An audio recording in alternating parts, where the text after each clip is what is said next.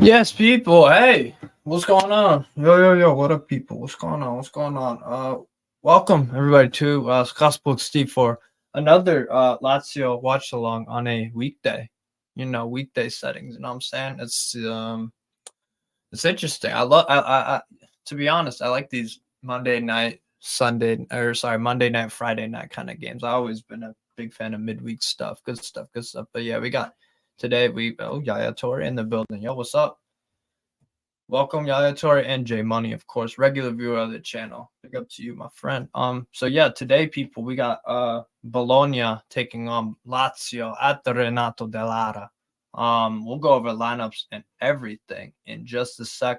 But I mean, before we get into any of that stuff, make sure to hit the like, subscribe, all that good stuff. But yeah, big up everybody in the chat.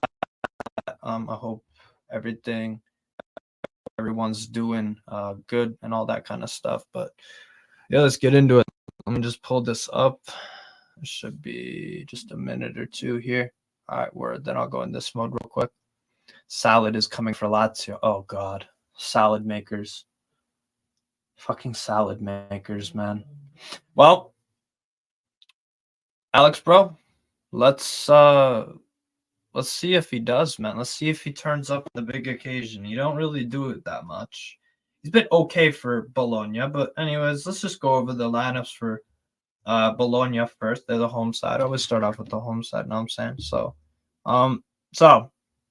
what we got for Bologna under Thiago Motta, who's a very good manager. He's playing some impressive football and getting some good results for Bologna so far this season, currently sitting 8th, only 1 point behind Lazio.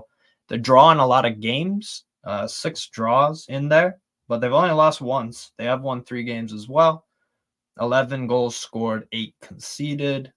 But yeah, so you know what? They're a hard team to beat, Bologna, and this is not going to be an easy game. It's not going to be an easy game by any means. So let's go over the Bologna lineup. Why not? In goal for Bologna is Łukasz Skorupski, the Polish goalkeeper. Has been a very reliable, solid, steady, and sometimes a spectacular presence in Bologna's sticks. Good goalkeeper. Like I said, he's dependable. Makes good saves, some decent distribution. Yeah, very solid. Mid-table, maybe even top 10 worthy Serie A keeper, Skorupski. So he's in goal, the Pole. A back four of Stefan Posch, who used to play at TSG Hoffenheim. Sam Bukema, who I really like. Big fan of his at AZ Alkmaar as well. Good player, man. Good player.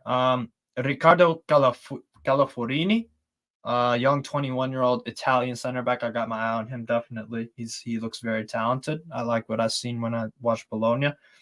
And then a Greek left back, Charalampos Lykoyannis. Greek left back, old, but again, like a consistent, steady presence, 6'2". He's decent, nothing more, nothing less. Midfield 2 of Remo Freuler and Michael Abishar, 26-year-old Swiss dude. A front 4 pretty much of from right to left of Riccardo Orsolini, who's definitely the danger man in this Bologna side for sure. Good player, Orsolini. Lewis Ferguson starts in attacking midfield under Joshua Zirkzee, who's the main striker. He's been doing good. Scored a great goal against Inter.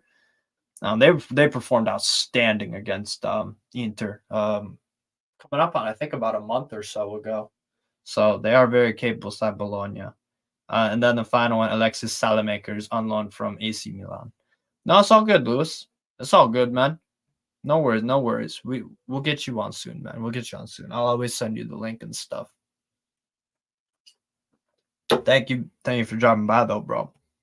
I hope your mate's YouTube channel. I hope everything goes well. I'm sure you'll kill it. But yeah, have fun with that, bro. Defo. But yeah, so like I said, Riccardo Orsolini, Lewis Ferguson, Alexis Salamakers, and Joshua Zirkzee is the front 4 pretty much for Bologna. So that's what they're going with. 4-2-3-1. Good play. Some good players out there, like I said. Bukema and Calafiori. Good center back partnership. I like that. I like them too. Young, up and coming, talented defenders, definitely. Bukema more experienced at 24. What else we got here? Like I said, Orsolini, Lewis Ferguson as well. I like Lewis Ferguson and Ziggs. He's hitting some good form. Hey, what's up, Tan? Pick up yourself, bro. Thanks for tuning in. But yeah, so that's a Bologna's lineup. So, and then for their bench, Bologna have gone. They've got these guys to call upon. They've got Kevin Bonifazi, Nicola Moro, Giovanni Fabian, Kacper Urbanski, Dan Ndoye, who played at FC Basel, Sidney van Hooijdonk, who's also another one of their forwards, young, 6'3", decent player. He's on the bench. Jesper Karlsson, who I really like. I like Jesper Karlsson a lot. He's a very good player. I liked him at AZ Alkmaar. A lot of Dutch influence in this team. So yeah, Karlsson can score some amazing goals, some seriously good goals. So that's definitely a threat off the bench for sure. John Lucomi, Tommaso Corazza, Nicola Bagnoli. So you got some kids in there. That Bagnoli kid's 19, backup goalkeeper. So that's basically what Bologna got going on. They're a decent team. They could finish top 10 easily, maybe even sneak into the Conference League or something. Good team. Thiago Motta's a good coach, man. They're going to bring a lot of intensity. They move really well as a team, like tactically disciplined. Defending-wise, they're very solid. If we just pull up some of the results that Bologna have got this year, like I said, they drew with Inter Milan at the Giuseppe Meazza. They drew with them. What was that? 2-2? Yeah, 2-2 draw. They beaten Bologna 2-1. Bologna beat Frosinone 2-1. I watched that game. They were good there. Very good. Created a lot of deadly chances. Could have finished a bit better, but and then I watched the first half of the Sassuolo Bologna game. It was a bit kind of back and forth a little bit. And then Bologna beat Empoli 3-0. So Bologna are on a long unbeaten streak. In fact, they lost the first game of the season when they hosted AC Milan 2-0. Since then, they haven't lost. Drew 1-1 away to Juventus. They beat Cagliari 2-1. Drew 0-0 with Hellas Verona away. Drew 0-0 with Napoli. 0-0 draw with Bologna, with Monza. They should have probably won that. That was a decent game as well. And then beat Empoli 3-0, 2-2 draw with Inter. 2-1 win Bologna over Frosinone, and then a draw. And then they beat Hellas Verona in the Coppa Italia on Tuesday. I watched a bit of that game as well. They won 2-0 there. So yeah, Bologna are gonna. This is not an easy game. They've gotten a draw to Napoli, a draw with Juventus, and then a draw with Inter. So these guys don't mess around. These guys do not mess around. They've got a lot of draws, but some quality results.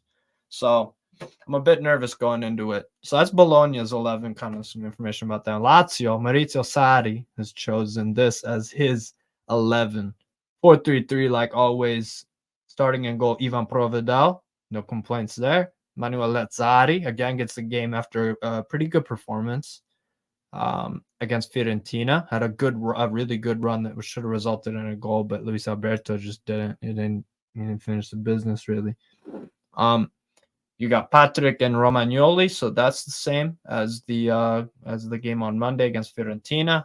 Adam Marusic, again, he was another good performer against Fiorentina. No complaints there. He always starts at left back.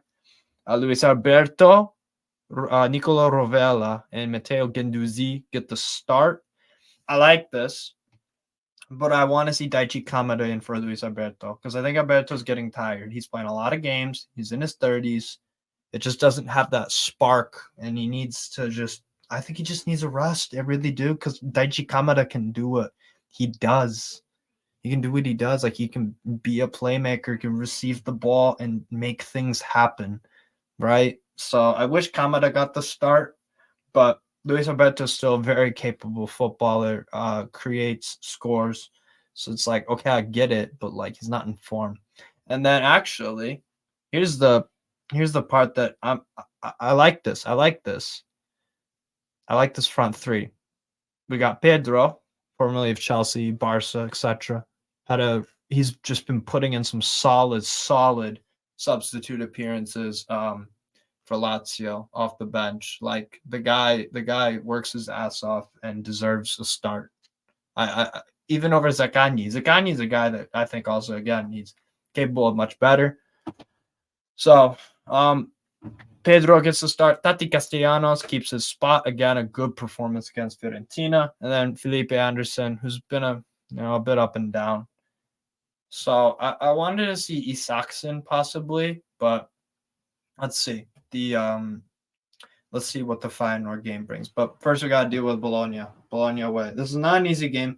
I like the lineup for the most part, except the fact that I wanted to see Alberto I wanted to see Kamada in for Luis Alberto, just because I think Alberto's just been a bit off lately. And I wanted to see Isaacson in for Felipe Anderson, because again, I just feel like we could use a little bit of a refresh, because Felipe Anderson plays every single game. So overall, and then you got both. I'll pull up both 11s. Pull up both 11s there. So it's like overall, I like the lineups, and I think Thiago Motta went with his best team. Definitely for me. Like Nicola Moro possibly could have got in there, but he's not really playing. He's a bench player sometimes. He's just, he hasn't had many starts in Serie A. He's had 4 out of the 10 games. So, but like overall lineups, not bad. This is an interesting question here from Alex in terms of, do you think this is a first choice lineup for Lazio, or are they saving anyone on the bench for the Champions League fixture midweek? Well, based off Lazio's 11, so we've got Pedro in for Zaccagni. So Zaccagni is going to start against Feyenoord, which makes sense because you want that pace, you want the dribbling ability, you want just the tenacity that Zaccagni offers, and Pedro doesn't have the pace, but he has the just overall effort.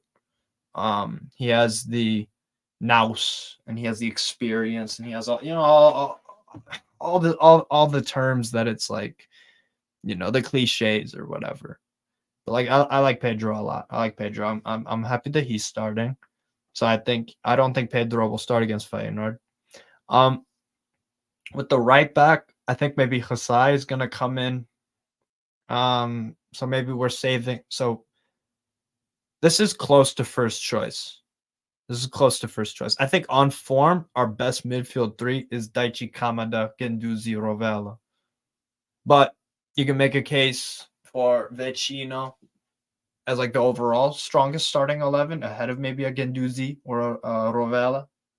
But like Rovella, he is a staple of the team now. He's establishing himself, and he's done good. He's done a good job. So, like overall, it's very close to first choice, in my opinion. My first choice 11 for Lazio is Provedel.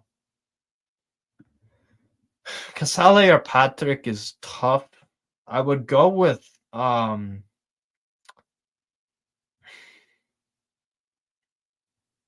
go with Casale. I think I might go with Casale. But it's tough. I like Patrick and Casale. So like either one of them have a case to be part of the strongest 11 for Lazio. Marusic, obviously. Pellegrini just hasn't really been given a chance quite yet. A lot of bench minutes. Came on for 34 minutes against Monza when we drew 1-1 with them.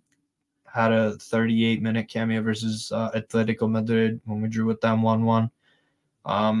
Did he play in the game against Juventus? I'm not sure. He hasn't had any starts in the league. He didn't start any of the Champions League games. He's been on the bench. So, like, yeah, obviously Marusic for me, first choice, defo. Romagnoli, yep. Yeah, he's first choice. Marusic, same thing. And then, like I said about the midfield, we've got a lot of midfielders that are like of good quality. Like the floor has been elevated at Lazio with the sale of Milinkovic-Savic and whatnot. So it's like the floor, like we don't have like Marcus Antonio. He was not good for us. He just wasn't the level. Toma Basic doesn't even get a sniff, really, to be honest. Like the floor of Lazio's midfield and squad to an extent with the forwards, I still think the back line needs a, two fullbacks probably for right and left, but it's working right now, so that's cool. So yeah, I would say like it's pretty close to full choice. It's pretty close. Maybe Kamada gets the start against Feyenoord. I would take that all day because I think he needs a chance, man. I really do. I do think he needs to get a start because Alberto, I think he might struggle again today.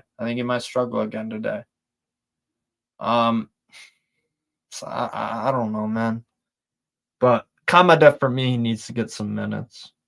Vecino, he has a case to be in there. Like the floor, like I said, let me go back to my point about the squad of the floor of it, right? Cataldi, solid squad player.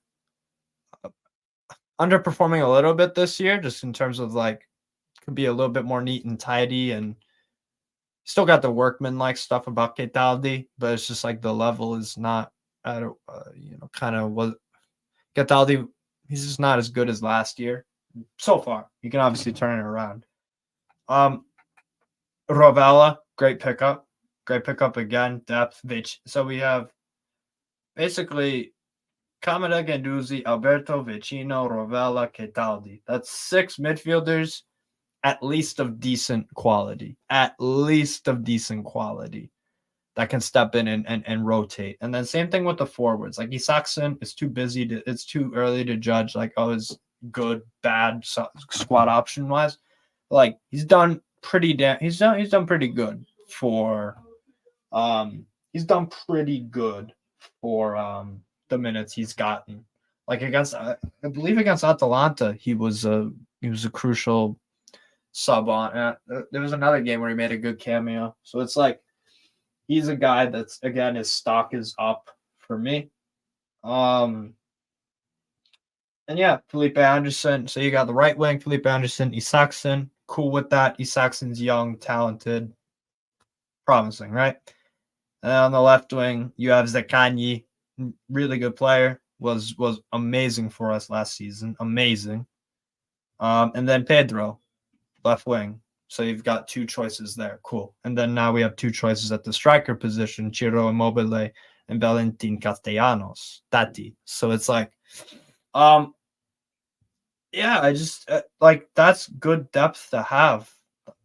So I'm pretty content. Like, yeah, the level could obviously be upgraded. Rory Jennings, big up to you, bro.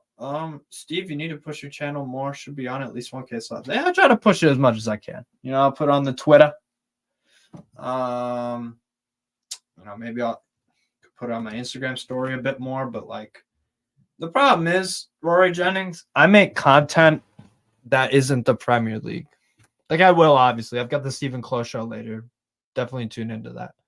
But like I'm not this channel is to take a break from the Premier League for the most part, right?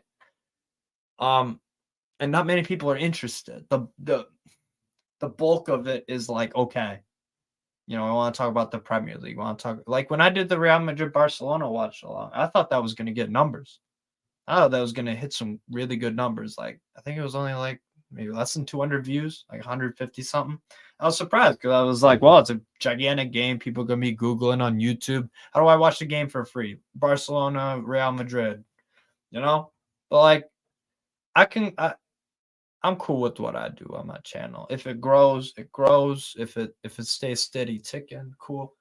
I'm just here because I enjoy doing it. That's why I do YouTube. That's why I go on other channels. It's like it's what I'm passionate about, man. Football in general. So it's like is what it is. But yeah, thank you, Rory James, for the compliment. Really, really appreciate that, bro. Big up for sure. BB David, big up to you too, bro. How's life? How's things? Hope you're good, man. I gotta turn on the other games. So obviously, the thing, people. I got multiple TVs. We're gonna be watching some other games as well. Let's go flick on the ESPN thing. Gotta go on Paramount as well. Darmstadt and Bochum. Gonna put on Las Palmas Atletico Madrid as well. That'll start soon. Let me put on the thingy. I gotta turn on that TV also. So but yeah, about 7 minutes from kickoff. Gonna be.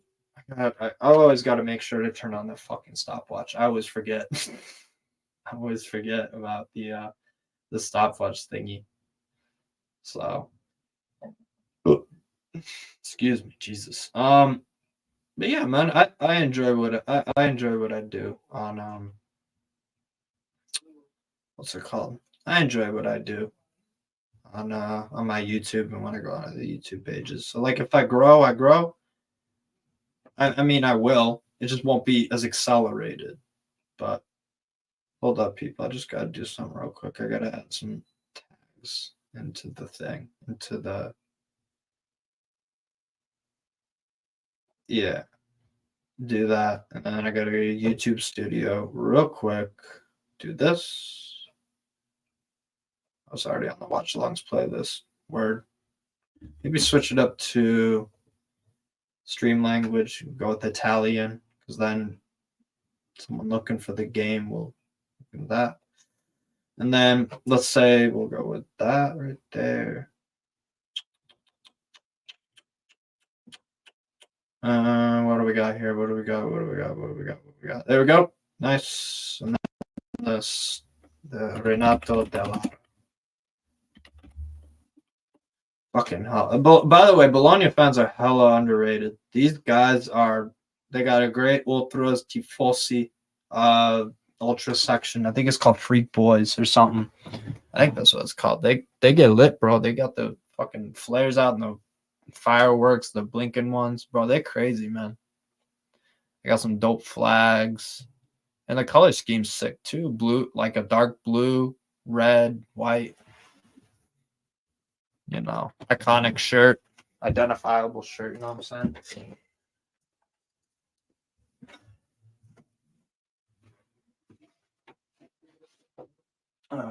2 seconds, people. All right.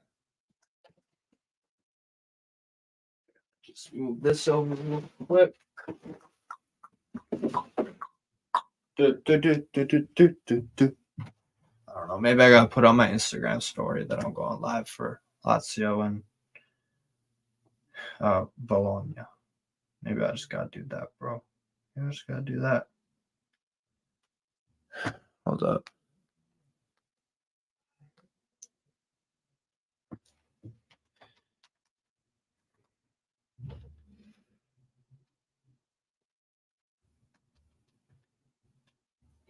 Hey, what's up, Cubed? Shout out Cubed, man. You're obviously not a man. I just said man, but hey, big up Cubed. Hope you're doing good out there in California. I believe that's where you at, something like that. Yeah, shout out Cubed, Spurs fan in the building. Got a big game this weekend. You better do the thing. I'm sure you will. It might not be as easy as maybe some people think. My mom's saying everything's loud. Cool.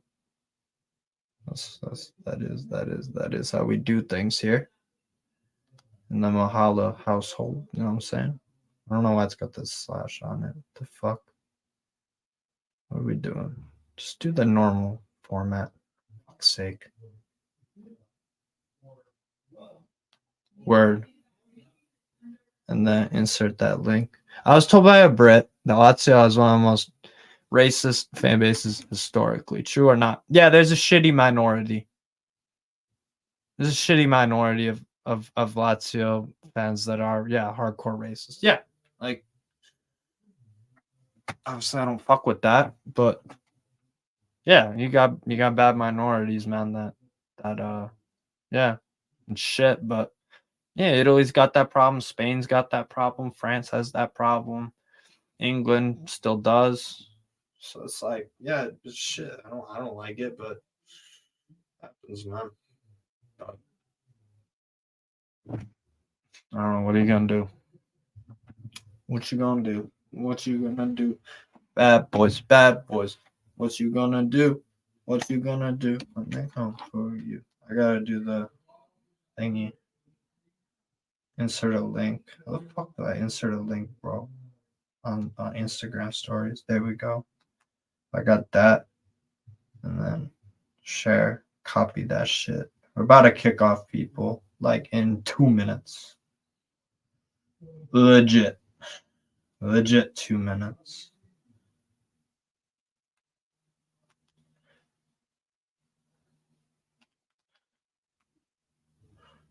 Uh,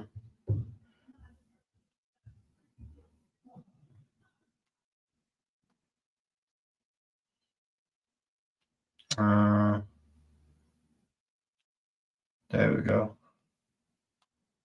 Sorry, people. Cool, that works. Yeah, it's yeah, like yeah, Italian. Yeah, it's shit, but it's like yeah, I don't know what to say. Like, what else can I say besides like I don't like that shit? You know, but people are narrow-minded as fuck. I don't know, man. I don't know. But there's good things about Italian football too. But yeah, those people who fucking make taint the image of it and shit. Yeah, it sucks, man. But I just enjoy the football. Call it out when you see it, you know. Today is the day Steve gets the timer right. Let's get it. Let's get it with that energy. Fucking come on, man. That's what's up. Abisher and Luis Alberto, the two club captains, they're shaking hands and shit. They're doing their thing.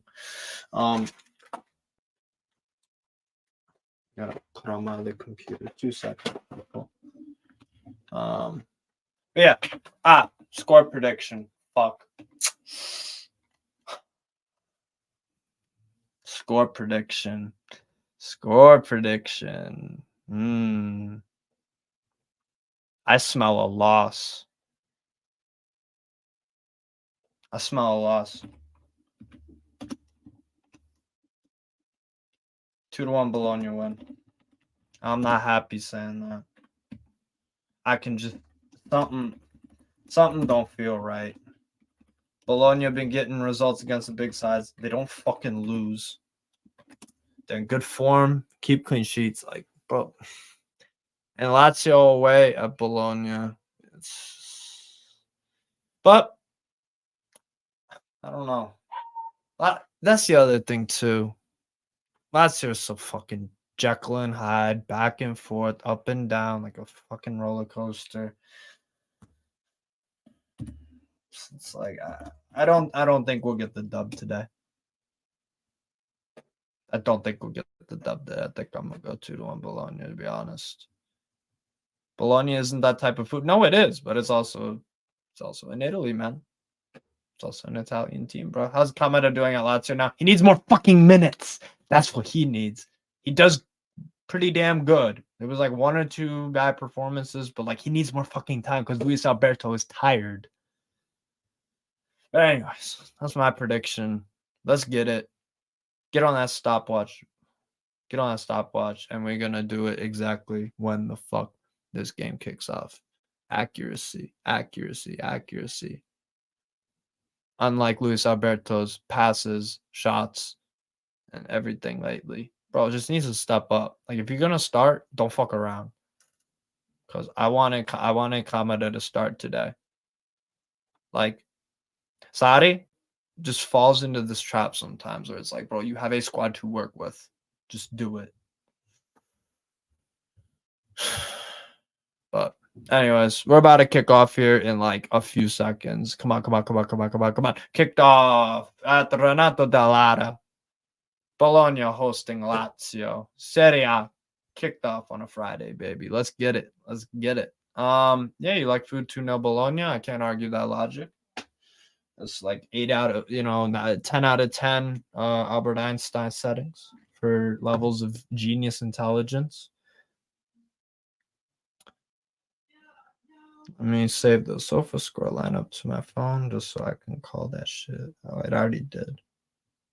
am I doing here, man? Anyways. And then we're gonna put that. Don't fucking Gendouzi! Ooh, shit. Nice job, brother. Zirkzee, dropping back. Tracking back like a trooper. Lazio with possession right now. Here's Nicolo Rovella. Alberto Rovella. Midfield now. Pass over to the right to Lazzari. Felipe Anderson intercepted too easily by Salamakers. Tried to counter Bologna, but pass just evaded Ziggy there. Quick passing here, Rovella. Patrick. He's Romagnoli now. Romagnoli. Rovella. Good long ball, but I think Bukema did well there to just head that out. Newcastle Arsenal prediction. 2-1 win. 2-1 win. We got good home form. That's gonna be a tough game though. It's gonna be a very tough game because Arsenal defensively, they can be super solid. I feel like we've got the momentum on our side. And the fact that Chelsea drew with them 2-2, West Ham beat them 3-1. I know the what's it called? What's his face? Another West Ham Arsenal lineup. West Ham went really full strength, and Arsenal kind of didn't at all. Like that midfield three of Havertz, Jorginho, and fucking what's the other fuck face they have out there? It's Havertz, Jorginho, and Fabio Vieira. So it's like that's an instant L. Let's go Magpies. Predict a draw. Obviously, I'll be rooting for this, guys. We won't be solid if we have Ryan, goal Steve. I'm saying 1-1. I'll go with the 2-1 win because we can score goals at home. But then again, you guys remind me of Dortmund, and Dortmund they had an excellent game plan and executed to a high level. Can Arsenal do the same as that thing? Yes. So I'll be interested. To see. Here's Provedel now on the ball. Romagnoli. Provedel. Did my friend Caitlin text me back, bro? Like, are we going to that movie tonight or what, bro? The fuck? Not as cool. Marusic. Romagnoli. Here's Patrick. Go on, Patrick. Go on, son. I don't know. Why did I click on NWS? Oh, my God. Pedro dropping back a bit. Romagnoli. Lazio with the majority of the ball so far. 3 minutes, 25 seconds in. Romagnoli. Marusic trying to provide some support there. Pedro going to go out for a Lazio throw-in, looks like. Where have you been doing your Newcastle watch-alongs, Steve-O? I don't really do the Newcastle watch-alongs as much. Usually I do Newcastle watch-alongs usually on like other people's channels. Just because the reason why I don't do Newcastle watch-alongs on my channel is because I'm a member of Newcastle Fans TV and they do their own watch-alongs. So I'm not trying to take away views from, the channel I have, And I also just like to watch the Newcastle games with the sound on and I can go even crazier and shit. But what movie you seeing tonight? Don't know. She can pick. One of the fucks and text me back. You know what I'm saying? 8 people in the building, by the way. Hit the likes, by the way. Thank you very much, people, for the views and stuff. Actually, get to the first Arsenal fans. Bukema trying the long ball to. Oh, intercepted there. Go on, Gendouzi. Nice ball. Lazzari. Oh, he catches up with that. Lazzari on the right now. Nico Giannis defending him. Lazzari. He's a good there. Oh, hit the block. God damn it. Oh, no. Early Lazio chance. Oh, no. Oh, we hit the fucking bar. Oh, no. Fuck. Damn it. Yes.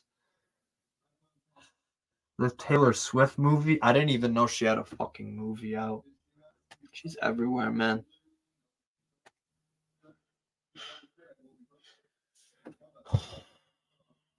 Oh my god. No, bro. Dude, I am logged into my ESPN Plus account. You frauds. Good news, you already have an account. Really? It's not like I'm using it on my other TV right now. Shock horror. Let's see. ESPN Plus. Password there. He's Luis Alberto. Too sideways of a pass, bro. Let's try to get the ball forward a bit. Terrible hospital pass. Zirkzee intercepts it. Zirkzee has Salamanca's in support. Not a great thing. That good interception though. Jesus Christ, Calafiori. The cross and Salamanca's headed out very nicely done from, I believe that's Romagnoli. Bologna still have it here, and Lazio's have Zirkzee dropping on the left. Lico Giannis. Calafiori. Man, it's just gonna be one of those kind of fucking games, isn't it, man? Watching any of the games currently, Steve? Yes, about a Las Palmas Atletico Madrid is about a kickoff, and Paris Saint-Germain versus Montpellier. It's Tati Castellanos. That's a foul, bro. Stop grabbing my guy. You fucking dickhead. Oh, he's shoving Castellanos. Yo, who the fuck are you, bro? Get out of here. Tati, just chill out a bit. But yeah, Remo Freuler, bro. Fucking asshole. Anyways, back to finding that password. I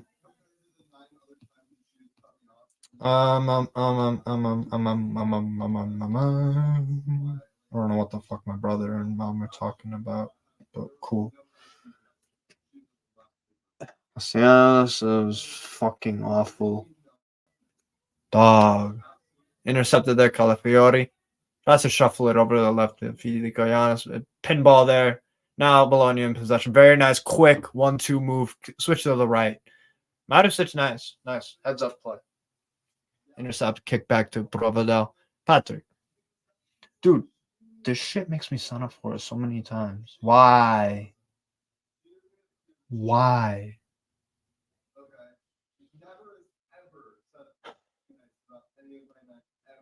Yeah, you're all set. Welcome back. Thanks, PM Plus. Start streaming. Woohoo. Okay. Let me just pull that back up. Okay. Posh. Skorupski kicks it out. It's gonna be a throw in for Lazio. Comes off the head of I believe that was Orsolini. I'm pissed that Atletico have a Friday game. Gives them a few extra hours to prepare for the game on Tuesday, whereas Celtic have less time to prepare. That's a you problem, Jaminho. Sorry. That's a you problem, man. Go phone up La Liga and file your complaints. 0679797963. Whatever their number is. Go call up Liga. Go call up the Ligue de Professionnel, the LFP. Go and talk to them about why Paris Saint-Germain, Lazio have Friday night kickoffs.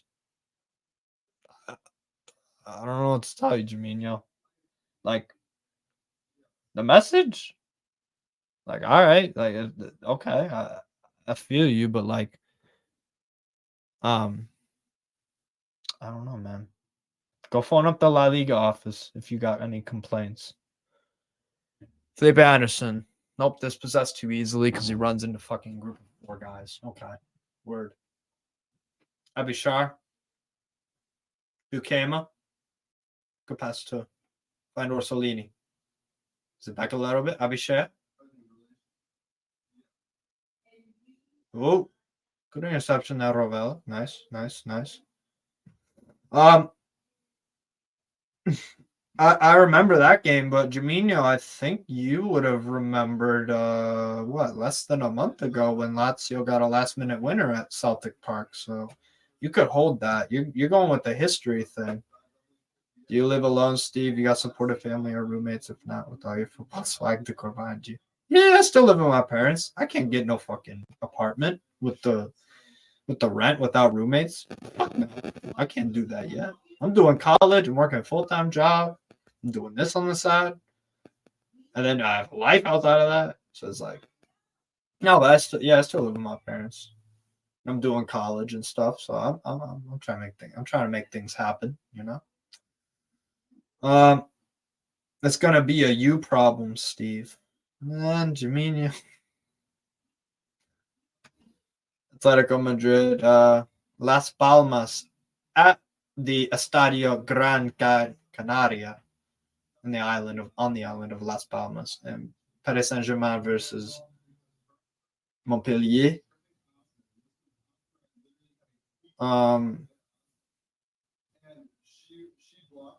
Yeah, I was fucking fuming when Pedro scored that winner. He's a prick, especially Luis Palma. Yeah, I know. Rangers are ass. I told Jamina, I literally told you like 2 or 3 months ago the Rangers are ass and you're gonna walk the league. So like the Rangers being ass thing, it doesn't bother me. It doesn't faze me. Like we're like 5 points. I think 5 points behind. Just like okay. Like what I said came to fruition. What's there to be disappointed about? I don't know. Orsolini tries to feed in Zirkzee. Cut out there by Patrick. Goes for a Bologna throw in. The amount of football swag you have is next level. Thanks, Cubed. Yeah, man. What are you studying in college? In college, currently in what's it called? I want to be a gym teacher basically and do special education on the side. So right now I'm doing a class called Intro to Exceptionalities. So it's about special education and other stuff like that. That's what it's about. So is Provedel on the ball? Come on, guys. Bologna are just waiting for Provedel to kick the ball. Romagnoli. Alberto. What? Dude. That's going to put pressure on Provedel. What the fuck? Oh my god, we played out of that nice though. Rovella. Here's Gendouzi on the right now. Gendouzi. Not a good pass, Gendouzi. Come on. Come on. Do better than that shit. Come on. Darmstadt Bochum. 1-0 to the visitors Bochum. So far. Lico Yanis. Or sorry, that was Calafiori. Bukema. Stefan Posch. Back to Bukema.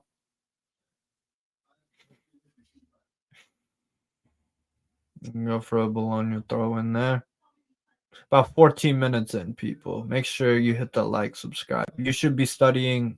You should be studying dribbling with Mitoma. Yeah. That'd be cool. I like that idea. Bukema in possession now. Gives to Calafiori. Okay. All right. There you go. Nice opening though. Lazzari with some space down the right. Manuel Lazzari tries to get a cross in, blocked. Corner Lazio. Fuck. Lazzari. He should have crossed the ball a bit quicker, I think. What Monday morning quarterback settings in it.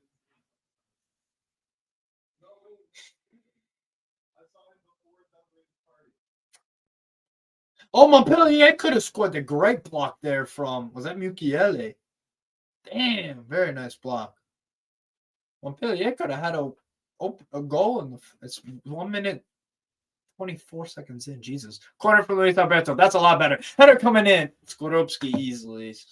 Fucking straight at him, man. Hey, you tried.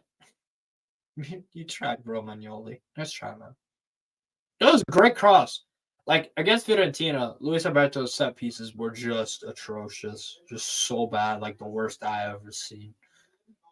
The worst I ever seen from Luis Alberto. Like, he's so much better than that. He's just trying too hard. Zirkzee. Nice little touch there from Abishe. Orsolini now. Orsolini. Dragging two defenders with him. Space opens up. Good, very, very good read there, Rovella. Very good read. Nice way to just step in, usher it to the side. Nice. Yo. Fuck. That's a foul. Nice job, Rovella, drawing a foul there. Very nice. Yeah, I fucks with Rovella. Nice player. Yeah, that's a foul there, bro. That's a foul.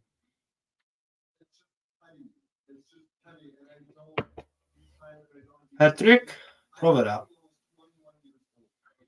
Luis Alberto.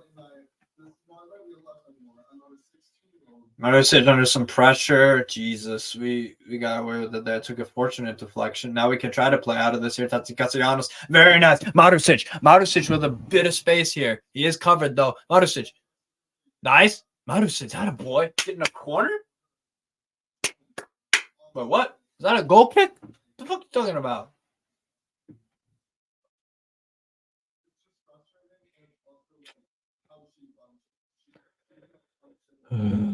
Oh, no, it is a corner. All right, work. All right.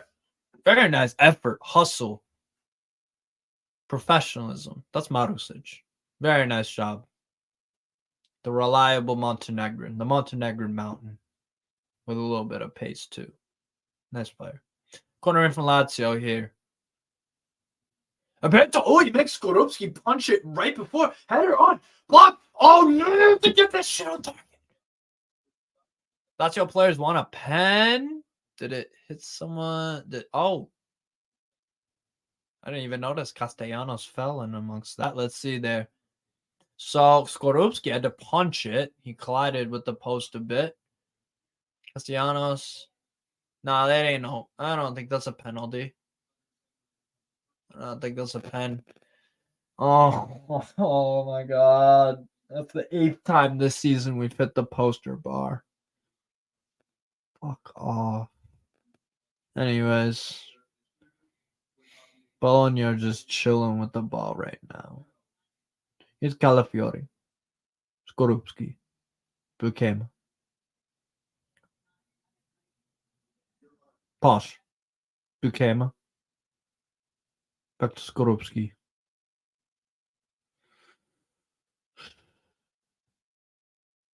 Got a nice. There you go, Pedro. Put the pressure on him a little bit. There you go.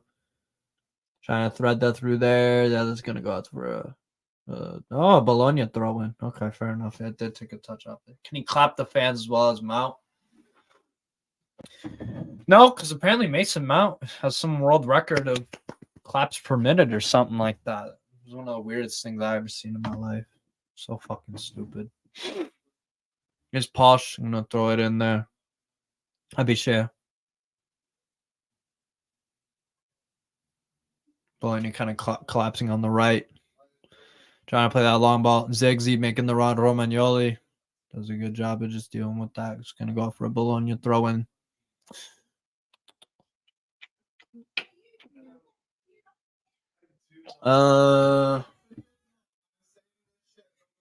Apparently my brother cares about something, and then my mom says he does, and then he says, no, I don't.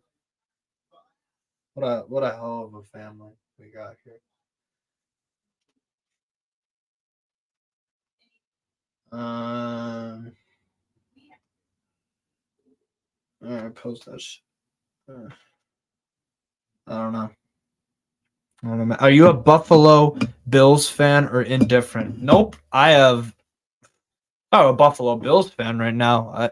Even though they haven't been playing as good as I think they should be with the quarterback, the whole team in general, I'd be pretty damn happy if I was a Buffalo Bills fan. Unfortunately, I have the disgusting fate of being a Chicago Bears fan. Bears football from the 1980s. Bears, the Bears. The Bears are stuck in the 1980s. Fucking cheap dickhead owners. Anyways, I'm not even going to talk about it. I don't care. Anyways, Guendouzi trying. Oh, very nice run, Guendouzi. Well, no penalty or foul, moreover, because it was outside the box, obviously. Oh, yo, Ganduzi getting a little bit of scrap there. You shoved that. Fucking, there you go. That a boy. Yeah, unfortunately for me, I'm a Chicago sports fan. All of the teams suck. All the teams suck dick. Yeah, no, Chicago. Yeah. No, Northeast Bills fan. Fuck no. The Bears are Tottenham Hots, bro. No, we're the fucking Luton Town of the NFL. Tottenham have gotten into positions to bottle it. The Bears have made playoff games against the Saints and got destroyed. Like we ain't no Tottenham. We're the fucking Luton Town. We're just ass. Or whatever. Insert relegation, Steve. Detroit Lions are Luton Town. No, Detroit Lions are not playing. No, dude. Detroit Lions are fucking balling. Ganduzi, Lazari. He's going out for another throw-in. Yeah, the double doink field goal shit. Yeah. You don't think that haunts me to this very day? It was the only time I ever enjoyed Bears football. No, the Lions are sick right now. They can make a Super Bowl. Cowboys ain't. What the fuck? Why is there a spare ball on the pitch, bro? Why is there a spare ball on the pitch? No, Felipe Anderson? Someone, yo, I think one of the ball boys just rolled out a ball like very slowly, though, and then it just got on the pit. What the fuck? Why are Bologna trying to fuck with us? Still no people. Make sure you're hitting the like button, subscribe, all that good stuff. Not much good stuff going on right now in this game. Lazio, Bologna have had some good possessions. Lions and Jets are historical laughing stocks, but this is an odd year. Yeah, definitely. Yeah. Michael, in regards to Copa Libertadores final, 1-0 Lee Kang-in with the goal for Paris Saint-Germain over Montpellier. 1-0 Paris Saint-Germain. I like Lee Kang-in a lot, man. Fuck, what a good player. What a good player. Fucking hell. Copa Libertadores final. Yeah, I'm watching. I might do a watch along for it. Why not? Why not? They've got 4 good games on tomorrow. The Copa Libertadores final. You've got Real Sociedad versus Barcelona at 4 o'clock as well. And then you've got fucking Marseille and Lille. I don't know which one to do.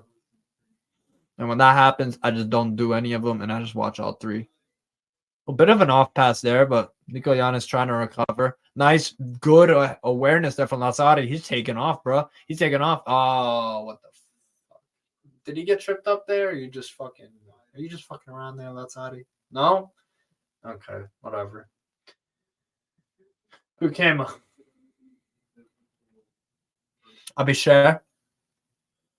Hey, what's up, Andy? Hope you're doing good, man. Thanks for tuning in. Oh, yeah. I might join you then. Word. I might join you then. Might join you.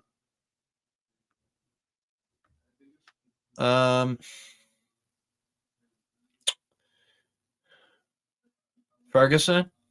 Here's Riccardo Orsolini. Salamanca's trying to call for it.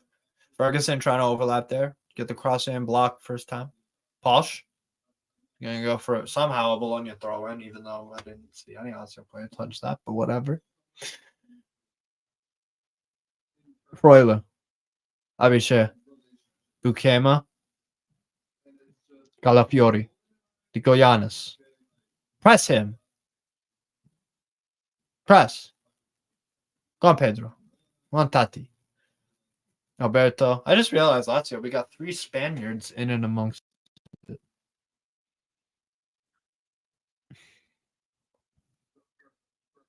Go. Very nice little clean tackle there from Posh. Just to kind of throw that in the thingy there. Oh, we got this, man. Oh, what's up, Vasil Rodetsky? You're from the Milan Labs group, right? Yeah, man. How you doing, bro? I don't think I've ever met you before. How you doing? Nice to meet you. Nice to meet you. What's Nice going to on? meet you, my man. Not bad, bro. Like overall, I would say pretty good. I haven't been active on WhatsApp in this Milan group the last couple of weeks, so I don't know if you just joined the Milan group or you've been there Yeah, in I the did. last couple of weeks. Yeah. Yeah, I joined. That's probably why you haven't seen me. Yeah. Nice. But but yeah, man, I've been a Milan fan, man, since 1992, man. I'm pretty, so old school Milan fan, man. Like Nice. I'm That's part of good. I'm part of Milan Lab. I'm part of Rosanaro TV.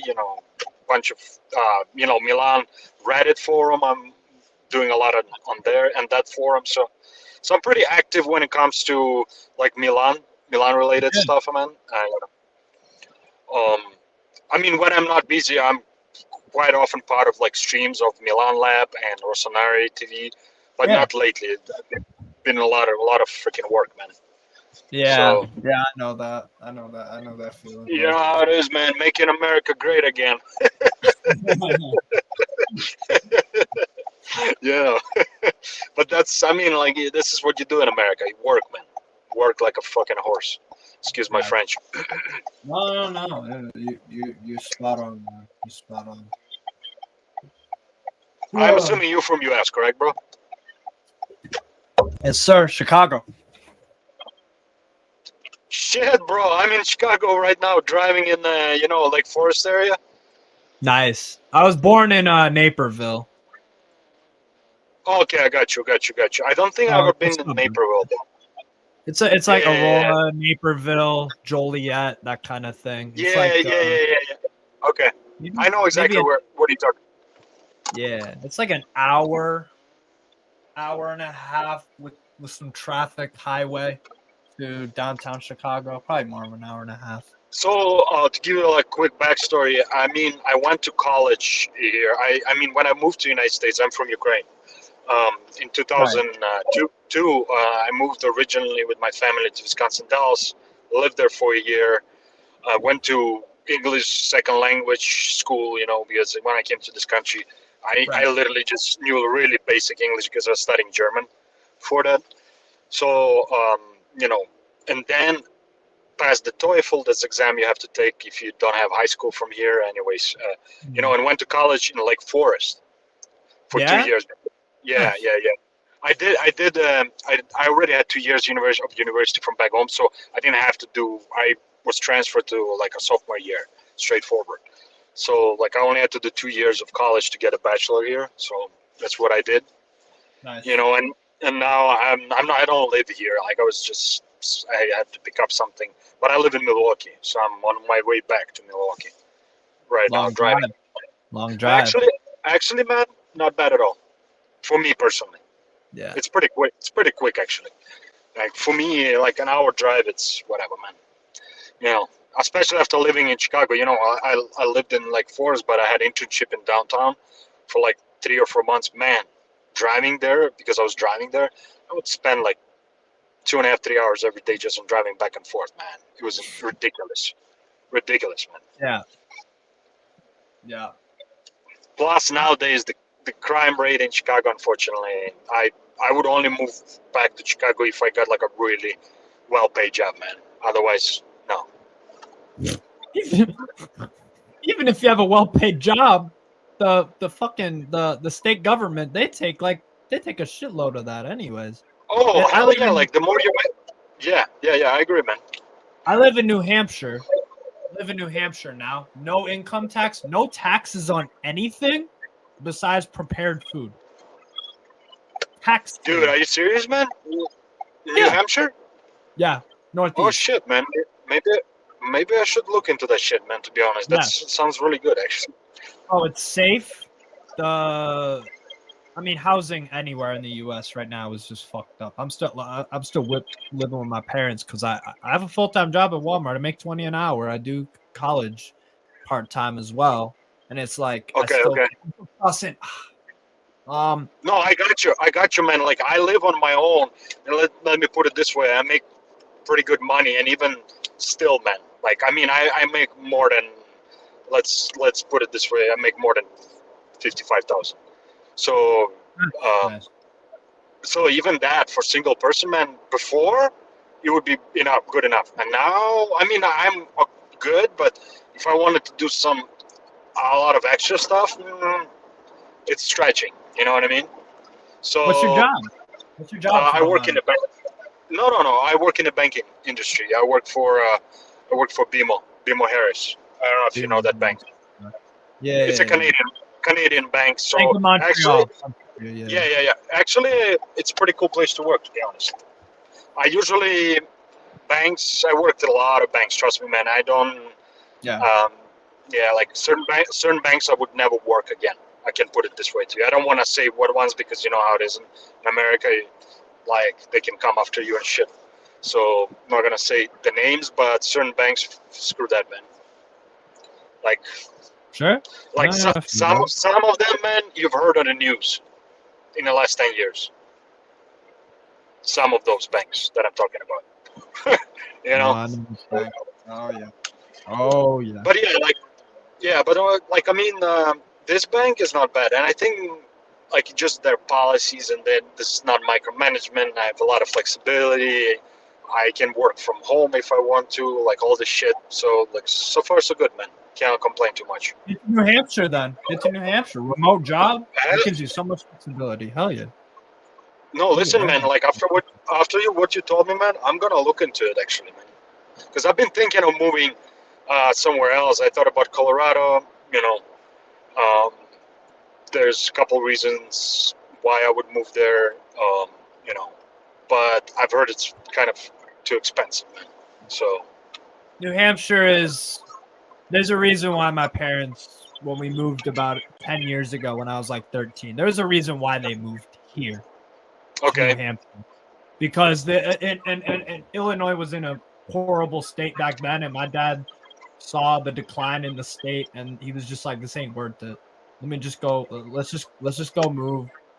Give the kids a new life experience, Midwest to Northeast." My mom is from Littleton. She's from the area too, so it's like. Okay. So your dad is smart man, honestly. Like very smart man.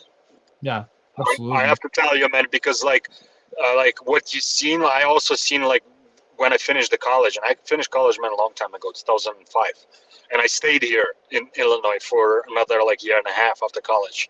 I lived in Mundelein, if you know where it is, Vernon Hills, Mundelein, that area. Okay. And then even then I started to notice it was like the crime in Chicago was already really bad at that time, and now it's 3 times worse, man. Like certain neighborhoods, man, you know, back in those days there was no maps or anything. So one time I remember I had to go from Lake Forest to downtown, and I missed the exit. You know, they had to print out the MapQuest and shit. Like, you know, that's something people don't remember anymore. You know, driving, and I missed the exit. I ended up in the South Side, man. South Side. You know what I'm saying, man. And that was kind of like almost getting. You know, it's the kind of area where you know you don't belong, if you know what I'm saying. Yep, right away. And at that time, my English was still not the best. You know, I look how I look. You know, it is what it is, man. Deer in headlights. Yeah, man. It was an interesting experience, though, realizing like what the fuck is going on here, man. Yeah. Like literally, I was like, you know, before you come to the United States, you have one image of this country, then you get here, and then you realize how many things we have to work on in this country. A lot of things. Yeah. Let me put it this way, man. And I went to college with my friend Bernard, who is from Southside, and he told me the inside stuff, man. Like he lived there, like was born, lived there. He was like, I'm lucky, man. And I was like, what do you mean lucky? He's like, because my father is a priest, and I had a full family, so I was able to get out. He's like, I lost already friends. I know a bunch of friends that have no option. It's like a cycle, man. It's very sad, man. Yes. He was trying to be a rapper, you know, we'll smoke some good stuff, and he will try to rap to me. I would say, listen, my man, you suck, bro. He would be like, what? I was like, I'm sorry, bro. I'm just telling you how it is, man. You just suck, my man. But he was a cool dude. Really cool dude. Really very solid dude, man.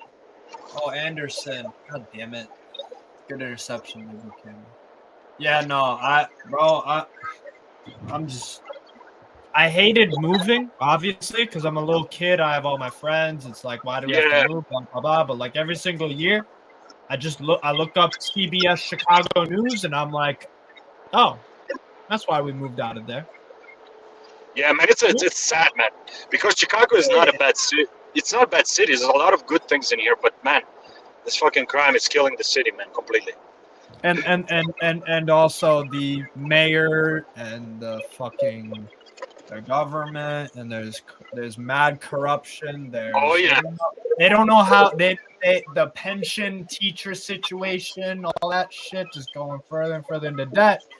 They spend more money than they make. Chicago alone is in how much debt? yeah, I Alone know, as a man. city? That's what happens when you allow one group of people to run the city for decades, man. Yeah. Not going to not going too political into it, but you know exactly what I'm saying. Yeah. So, hey man, like I have to run to restroom quickly. Like I'll come back. Just No worries. if you don't mind, just a second, man. Yeah. No worries, bro. No worries. Anyways, yeah, back to the game, people. There ain't much going on. Like Lazio's trying to knock the ball around a bit, and not really too much going on. Bologna, honestly, possession-wise and all that, pretty even game, I'd say. Like no clear-cut chances for either team yet. Zexi's done a good job for them, and Abishar as well. Madison trying to play a through ball. Bukema. Shit. Cut off there. Posh. That's a nice ball, Romagnoli. Because Alberto blocked by Bukema. Finds Salamakers. A very nice little challenge there from Basari just to cut that off. He had some space to work with that Salamakers. Yeah, Chicago is. Yeah, and that's the fucked up part. Like, there's a lot of good things in Chicago. The people there are super friendly and all that shit. Oh, wow. Taremi for Porto missed a penalty. He usually bags those. Abishar. Orsolini. Zegzi. Shit. Orsolini, edge of the box. Maricic, who's tracking him. Careful. Clear the fucking ball. Clear the fucking ball. Oh, my God. Oh, my God. Calafiore. Nico cross in. Jesus Christ. Oh, Zegzi off the head. Nope. Nothing there. Nice play from Montpellier there. Just awful finish from the Montpellier. Fayad. Awful finish. What the fuck? Nazari. Genduzi. Nazari. It almost worked. That nice pivot and side foot, just a little bit too much power on it. Bologna, no attempts, no shots, none on target. Lazio with 4, and the one easy save for Łukasz Skorupski. There you go. There you go, man.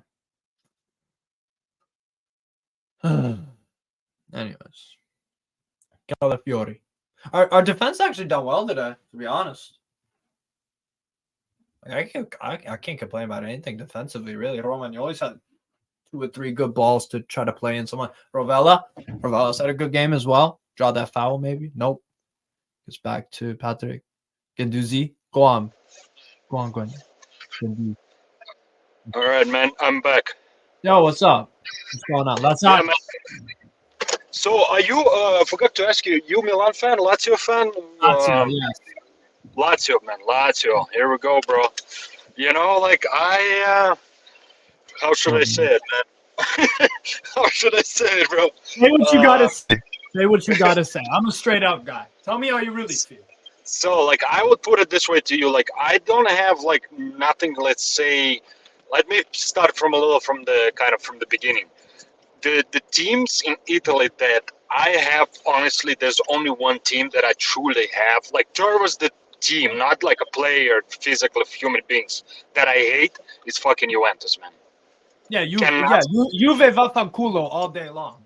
Like, I cannot stand them, man. I cannot. I honestly strongly believe they ruined Italian football with their actions for the last 20, 30 years, man. Corruption, buying off, having Cheating, complete. all that shit, the Yeah, Calciopoli. Yeah, all that yes. bullshit. So they got away with a lot of shit, man. Even like this last one, they got away again.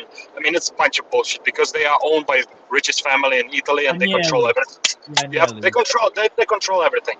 In terms of Lazio, man, I think like you guys have actually not bad team. I think it's just something is I don't know what piece is missing, to be honest, because you have a really good midfield. You have some really good players in there. Good Strikers, yeah, that is definitely a problem. That's because, depth in but that's it. midfield. You know, that's an issue that you guys have to go to your fucking owner, Lotito, man, or whatever his name Yeah, is. well, what Lotito's gonna do is we waited until how long in the summer transfer window to finally sell Sergey, and then we started buying Guendouzi, and then Kamada, and then Rovella, and there's one more in there. Isaacson, we used that money as well, and Okay. Tati. How much did you sell? How much did you sell him for? The Savage. What was the price? How much? I think it was 55 million euros. Something Oh, around that's that. that's 50, not bad. That's not somewhere bad. around that range, yeah. That's not bad at all, actually. He was like what, 29, 30 years old already, something like No, that. he's only 28. Oh, okay. All right. So, all right. He still Super has. football, bro. I have him on the back of my shirt for a reason, man. I have him on the back of my shirt for a reason. I wanted him in Milan, bro. Like you have to understand, people that know me for a while, I wanted him always in Milan, man. Sure, but yeah, I knew we couldn't deal with Lotito. He's hard to deal with, so it was impossible to get him because he would slap like 150 million on him. It's like, dude, what Italian team can pay that money, man? Nobody. Lotito's just he's as crazy as De Laurentiis, just broke. Yeah. So, by the sound of it and by the look of it, honestly, is the best description, man. That somebody described me for, like, yeah, honestly, it's crazy as De Laurentiis, man. That guy is going to ruin Napoli, man. He's doing, on one hand, he's doing good things, but simultaneously, the other hand is ruining it, man. It's like, dude, It's what the? two extremes. Very good, very horrible. Exactly, man. The appointment of Spalletti, brilliant. History-making. Napoli win the title, amazing, awesome. Rudy Garcia, dog shit. Oh, that dude, I didn't even know. I thought he already retired from coaching or some shit, man. I was like, why?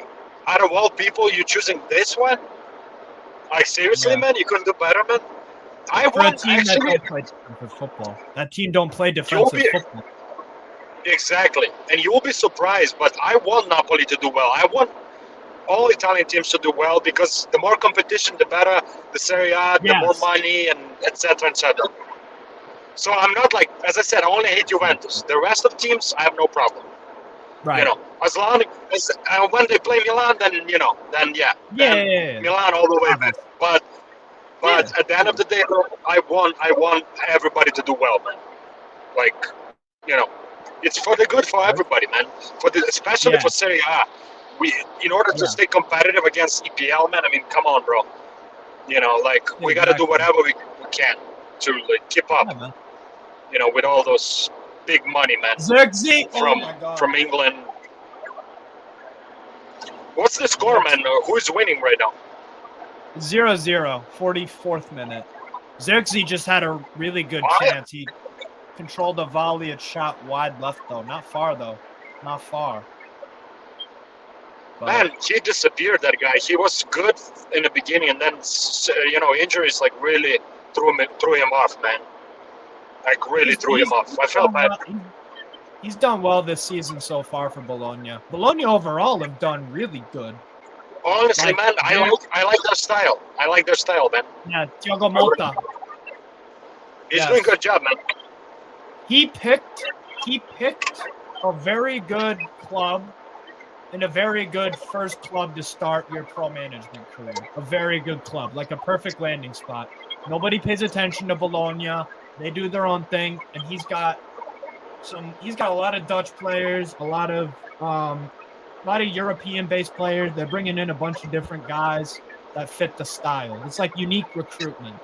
Similar to Honestly, Torino. man, Mikhailovich did a great job. It's so sad that he died because I really I respected the guy. I will always respect him. And but Mota just took over, and almost nothing changed, man. The team looks good. They are actually even better sometimes, man. They look really good, man. Talented young side, man. I'm excited. I'm excited for them, man. Honestly, I mean, I wish good for your team today, but honestly, man, Bologna is a tough one, man. It's a tough one.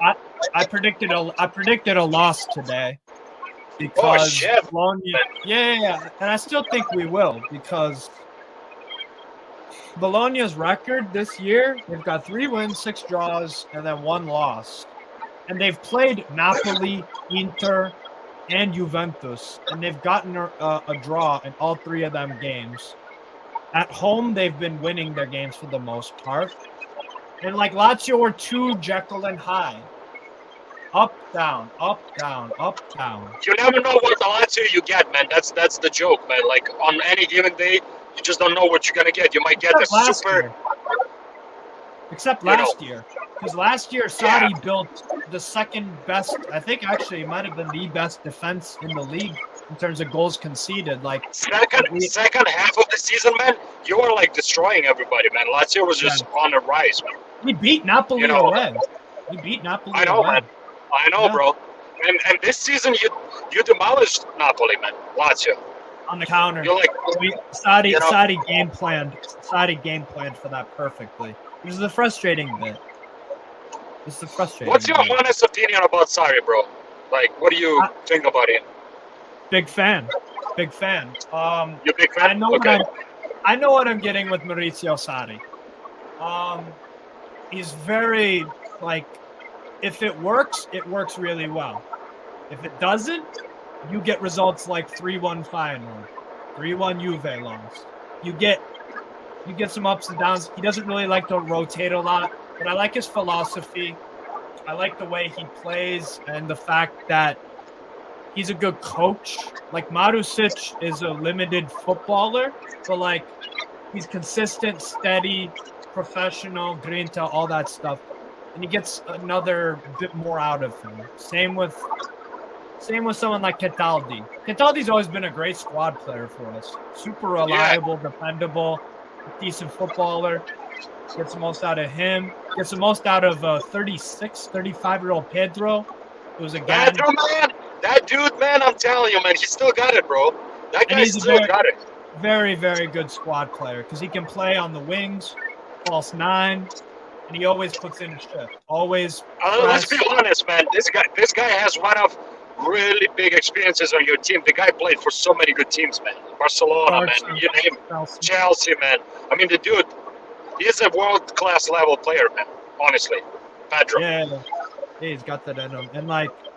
And then we still have Immobile, who since that car crash thing happened,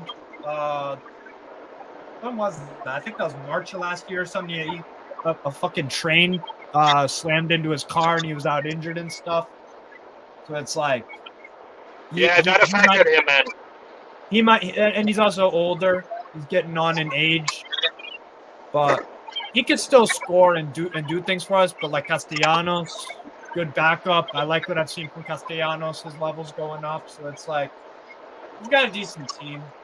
I mean, Immobile is your legend, man. At the end of the day, man. Yeah, he's definitely a legend.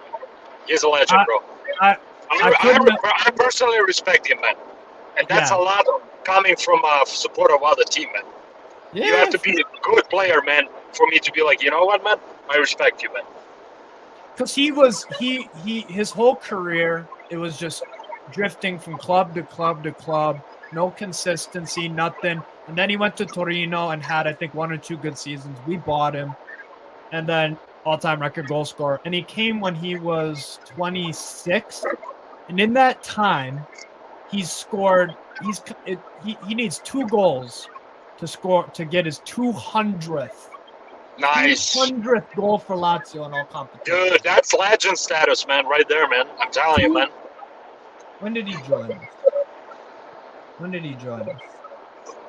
I want to say his first season was 16-17. He's 33 right now. Yeah, he came in the summer of 2016. So he joined us $10 million US. Oh, that's like nothing, man. Honestly.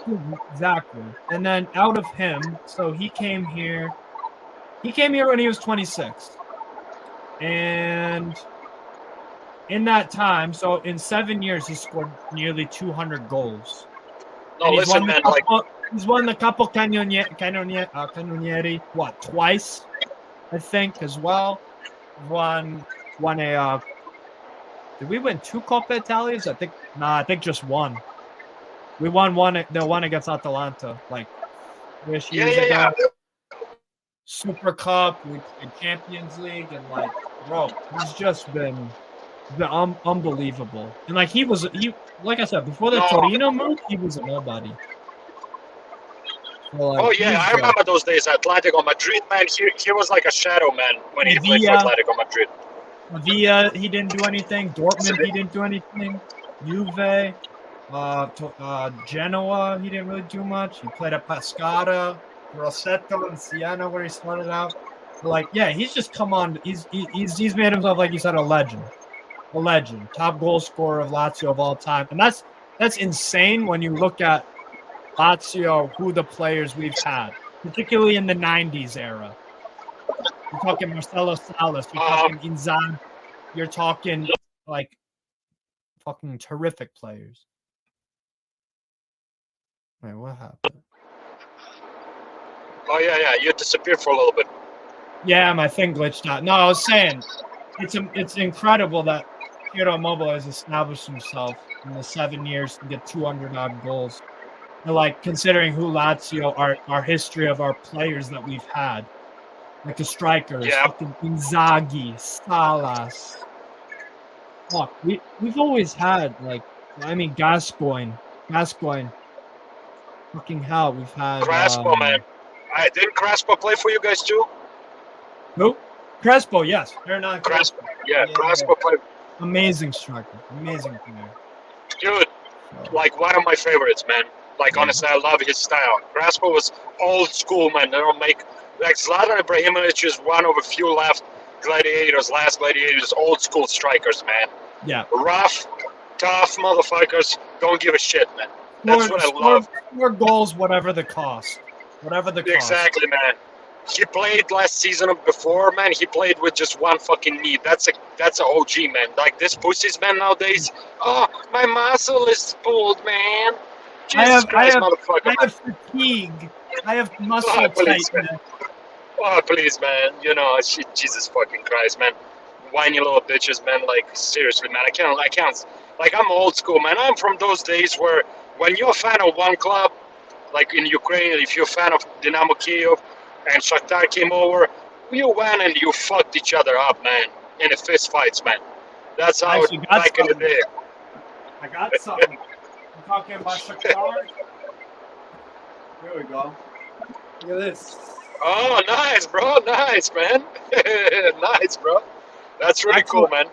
I collect football shirts, so I've got... No, that's cool, bro. Like, I used to. When I was younger, I used to have, like, 150 shirts, man, from who knows where, man. That's my era right now of my life. That's my phase. I've got about 150 odd shirts. Nice, man. Keep it up, man. If you ever have kids, you'll be like, look at, you see, your dad knew exactly what's up, man. Look at all these shirts, man. All that work I had to put in. And it's just overall, it's a hobby. It's a good thing to passion, do, man. Yeah, hobby. Exactly, man. Nothing wrong with that, man. I would rather people collect shirts than do some stupid shit, man. You know? Yeah, exactly. For me, it's also like an investment thing. It's like in a few years, the shirts only go up in value and stuff. Oh, especially some players, man. It's always golden, man. No matter what, man. Oh, like, you know, and there's fanatical people out there, man, that will pay money, man. Trust me, man. Trust me. Like, you're probably now coming across a lot of it. But, like, I remember, man, people were crazy about some shirts, man. Like, ready to pay, man. I paid $200 for this. Our 99 Champions League European home shirt with this guy on the back. Oh, dude, the legend, man. Come on, man. Come on, man.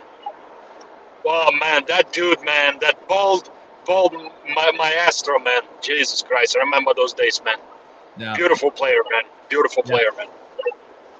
Yeah, there's some like old school players, man. Some of them, man, you don't see it anymore, man. Just don't see it. Yeah. I like old school, man. Where it was rough, man. It was physical, man. People did not cry and roll over 300 times by just somebody touching them. It's like, what the hell is this, man? What the hell is this, man? That's why Yeah. sometimes I get in trouble because I'm one of those dudes that like I speak my mind like and I say how it is, man, and like I just like sometimes like what the fuck is this, man? What is this pussies, man? Yeah. I mean apparently nowadays you cannot even use word pussy anymore. Like get out of here, bro. You know, man, nobody I say what I want when I want. exactly, man. Nobody No canceled problem. nobody canceled freedom of speech, man, as far as I know. So you don't like it, you know my phrase? I'm sorry. Get a helmet. It's so tough. Get a helmet. Life is tough, man. My way or the highway. Exactly, man. And that's why this cancel culture kids, like when I have conversation with them, they're like, "Oh my god!" I was like, "There's nothing. Oh my god, man. It's called I'm speaking my mind, man. You guys are just not used to it because you want people around you to just agree with you all the They time. live in echo chambers. They surround themselves with echo chambers. Yep. And when you come and just lay it out, then you're like in a shock. Huh? What? Oh my god! Like yeah. Here we go, man. Let's go. Like I'm in Back. like back to the Milan Lazio thing. Like, yeah, it is kind of weird that like I'm a Lazio fan in Milan group chat, but like you said, I don't live in echo chambers. I like talking calcio, so you know, I'm with And the Milan.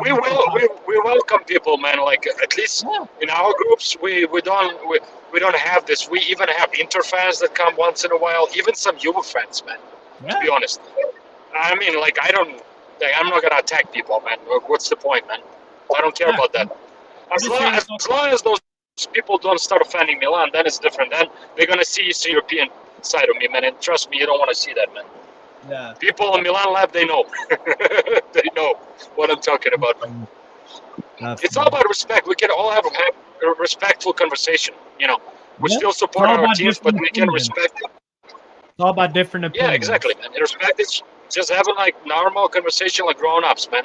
Talk about football. Yeah. Man. That's it.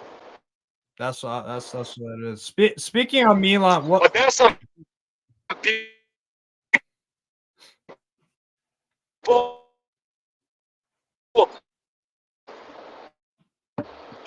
Sorry, man. I'm driving, so probably I'll be isolated.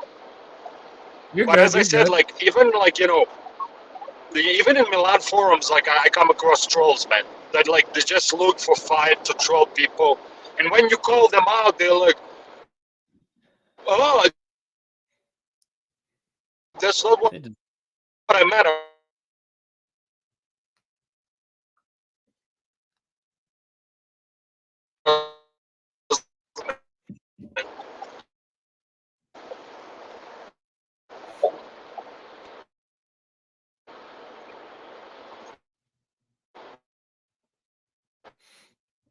You glitched out of there a little bit.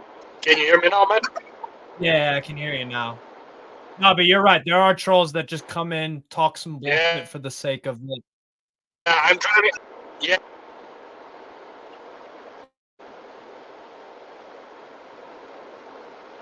I should be coming into a good reception area. I'm going through some like bad reception area right now. Oh, good. No worries. You would think that you would think by now we should have coverage everywhere, but I guess not the truth. Story, with all the freaky ass technology that can do crazy shit. Yeah, we should have. It's like nationwide, crystal clear 3G or 5G. I guess there's no excuse. And yeah, you would think like all that money they're investing and all that talk they do, all the seller companies, is like, I still get my call dropped and like some areas don't get a good, and I'm supposed to have coverage everywhere. What the hell is this bunch of lies, man? As usual. That's some bullshit. Just to sell, man. Just to sell shit to you.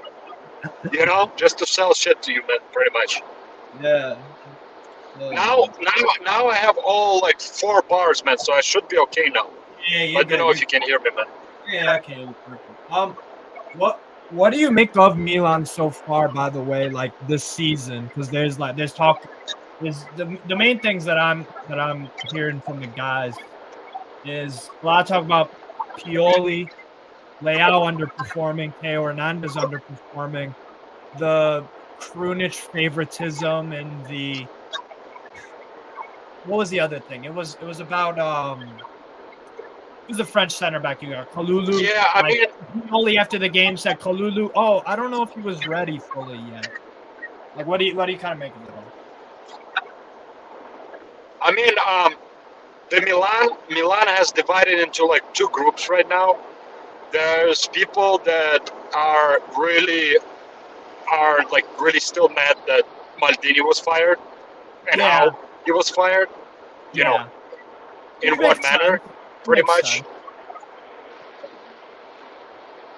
It makes sense why people. I don't know my camera. Maybe it will be better connection, man. That's all good. No, but it makes sense with the Maldini. Yeah. Also, it's a club legend. Yeah. So they criticize everything like the new management did after they fired all the signings. They're not convinced. Well, my thing is like I'm giving every new player. That doesn't matter. This season, next season, season before. That's my personal policy. I give a new player at least a year before I jump on their back, man. So yeah, some games they play good. Some games some games they underperform. But overall, though, I know Milan will be top 4 minimum. We'll still be fighting for Scudetto, man. Trust me, man. It's 1-0 Bologna. So I'm not like if I have to rate it, if I have to give like a grade to performance up to this day, I would give it like B- right now, B-, C+. If I have to like make it kind of like grade the work so far, so I'm like neither super happy but neither unhappy either. So I'm kind of like I would say if I can say it, kind of in the middle right now. So, but there's some people that have much stronger opinion than I do. I'm sure you've heard some of those opinions where it's like, fuck this, fuck Pioli. Pioli he definitely is not top level coach though. I think he reached his limits with Milan, if I have to be honest with you. But one thing I have to praise him though, man. In terms of man management, he is really good. Especially with a young group of people. He knows how to manage them though, like a man management. But tactics, he can definitely improve, man. Sometimes he makes the same mistakes, man.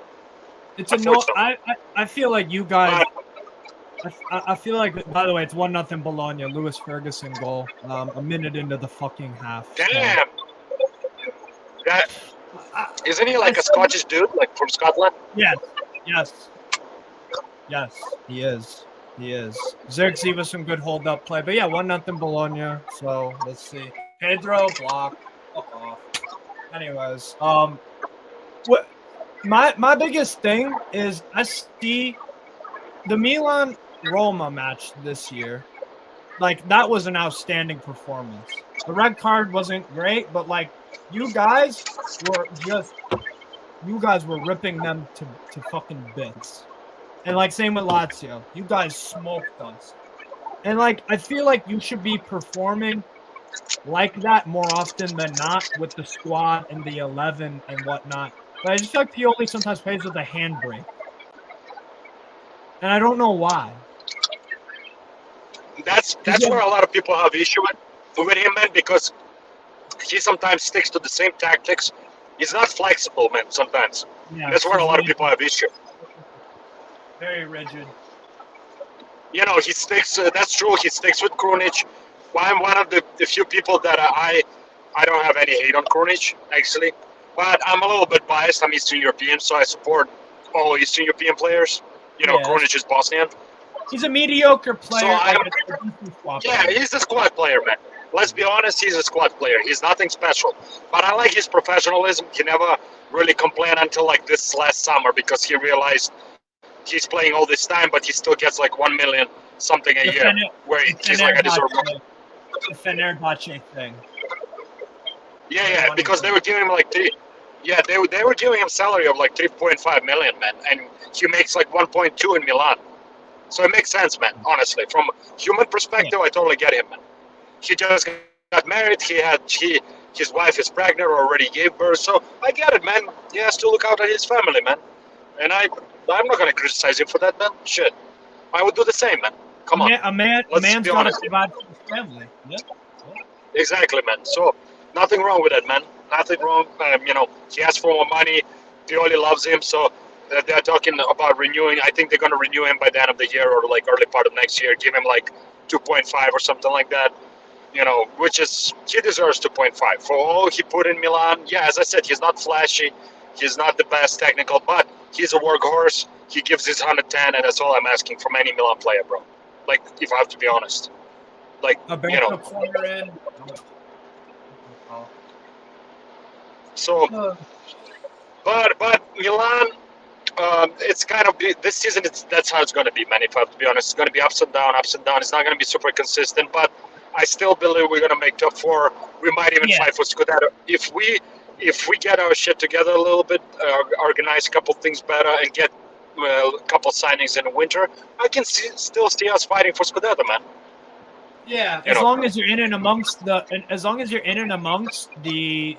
pack, like Juve are somehow second place, playing the dirtiest, shittiest, grindiest, awful. They're getting results somehow. Fuck you, man. Inter. Oh God. And then Inter top. Fuck them, man. Yeah, I don't even hate Inter as much as I hate Juve, bro. Like, and a lot of people look at me. They look at me like, what? Inter is direct. I was like, I don't care, man. They're from Milan. So, like, whatever, man. Yeah, I'm not the biggest fan of them, but I'm not gonna hate them. But Juve, fuck Juve, man. Yeah, fuck Juve all day, every day. But as long as I already like you, man. Just for that fact, man, I already like you, man. Oh my God, I despise Juve, bro. Absolutely despise, bro. They always beat us too. That's the annoying fucking part. Like, I've been a fan of Lazio since about 2016. 2016 about. And we've been the better footballing side, like, majority of those seasons. Inzaghi was a really good coach for us with limited resources, but with that trident of that spine, really, of Alberto, Milinkovic-Savic, and Immobile. And, like, he did a fantastic job. Inzaghi. I'm not surprised that he's doing so well at Inter. It was a bit bumpy when he first got there, but, like, he won the Scudetto, Champions League final. Like, his stock is going up. And, again, like I talked about with Diogo Mota, he picked a good club, not a huge club, like Arteta with Arsenal. You don't get the Arsenal job as your first job. No, you go to a Lazio, Bologna, a Bayer Leverkusen, like Xabi Alonso. You go somewhere a bit low-key so that you can actually – you have to learn how to be a coach. You don't have a full checkbook of I want this, I want that, I want this, I want that. You have to be in communication with the scouts. You have to be in tune with the squad, good man manager, all that kind of shit. And it's like Inzaghi, he did an awesome job. Awesome job. And we were at a low point when Bielsa had that. He stayed with. Oh yeah, you're back. No worries. I'll connect the mic and cam before. All right, give that 2 seconds. There we go. Vessel. Cool.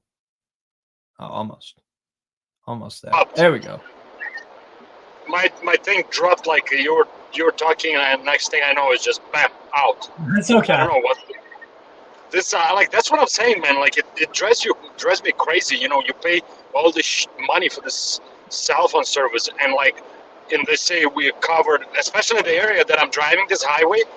They are claiming it's all covered. There should be no issues on a highway. There should be zero issues. Like seriously, bro. That's bullshit, man. That is bullshit. That's what it is, man.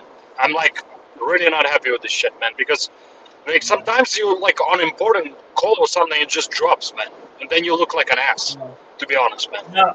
So it's all good. It's all good. No, I was just talking about Lazio, like when I started supporting Lazio and stuff. I started supporting Lazio because in high school I did a project in a history class about Rome, and everybody did their own thing about Rome, the typical shit, Colosseum and all that. And I was just getting into football, and I was like, let's do the two Roman Oh, teams okay. and research them. So I researched and did a whole presentation, slideshow about the history of Lazio and Roma and all that stuff. The Derby della Capitale, the Scudetto wins in the early 2000s for both teams, history and Europe and all that shit. And I was like, wow, I really like Lazio. I really do like Lazio. Look, Like the colors, look at you, logo. look at you, bro. That's a good way to start supporting a team, like by doing proper research to begin with, man. Yeah, and I finding mean, a natural connection and stuff. Yeah. nice.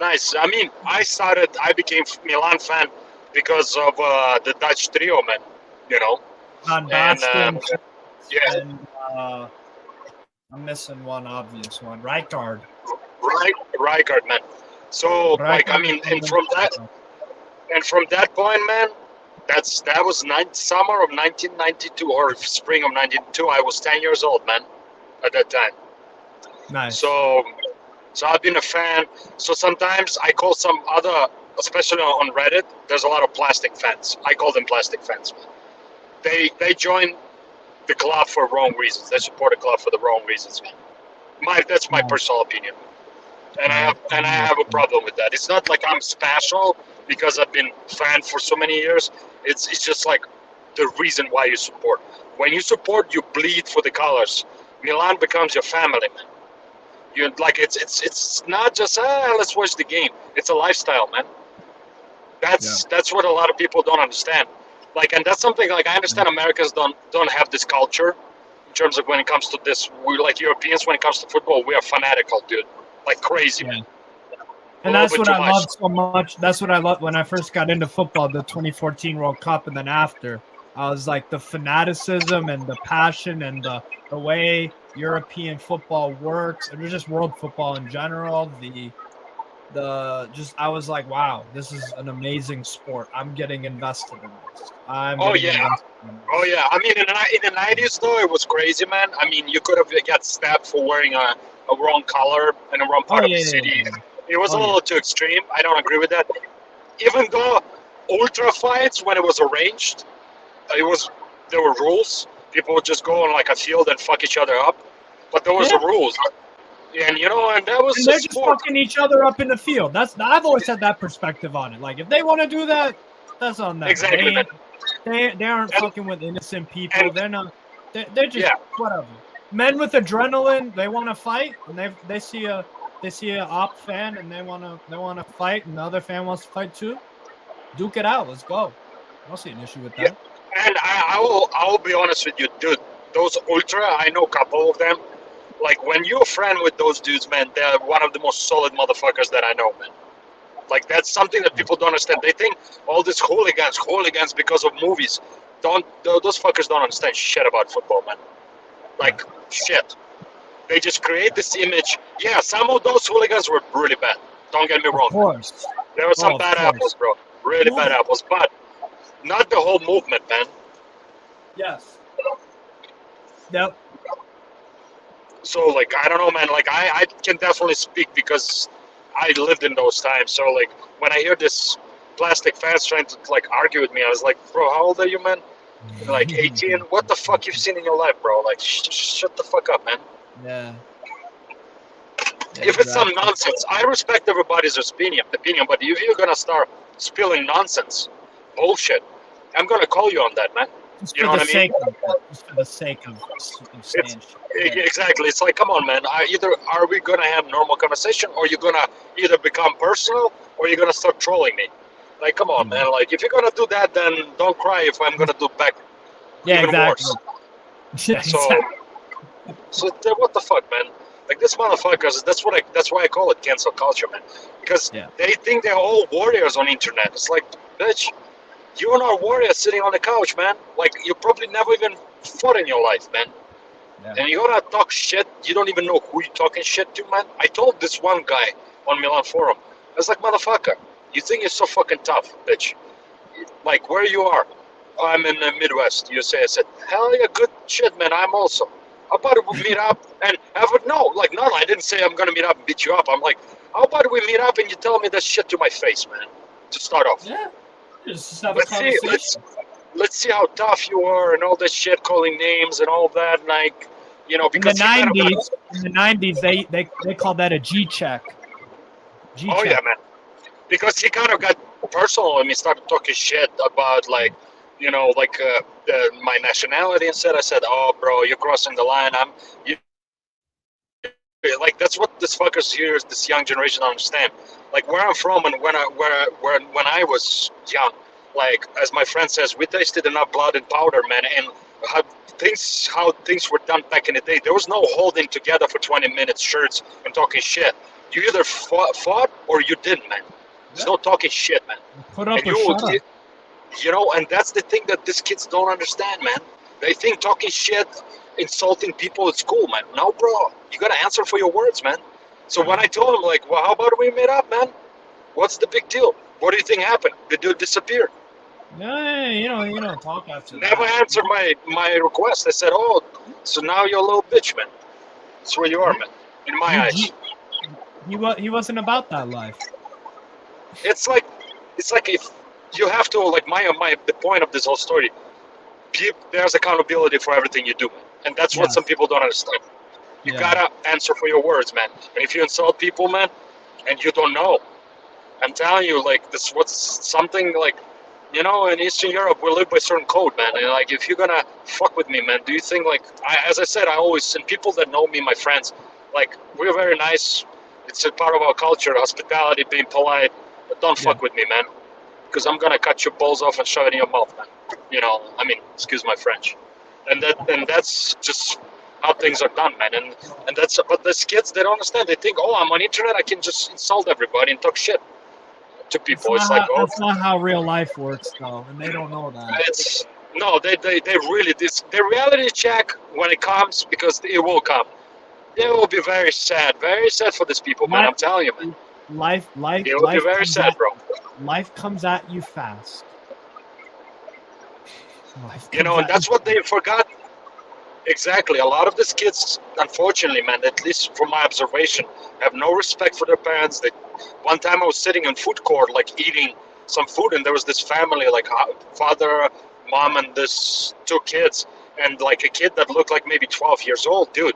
The way he was talking to his parents, and he said, "F, F you to mom." I almost got up, man, dude. Like you have no idea, man. I had to hold my horses. You don't talk to your I mother almost got like up and. Dude, like my mom never heard me even swear. My mom never even heard me swear in front of her. Like, just an example for you. My grandmother, I would never even consider swearing in front of her. Like, you kidding me, man? That's called respect, man. Like, you'd have to teach your kids to respect people, bro. And some of these kids don't understand, and they tell people, their parents, to fuck off. It's like, oh no. And My you know grandfather, what? man, she would not even listen one word, bro. She would slap you across the face, man. Be like, what did you say to me, man? I mean, Watch your mouth.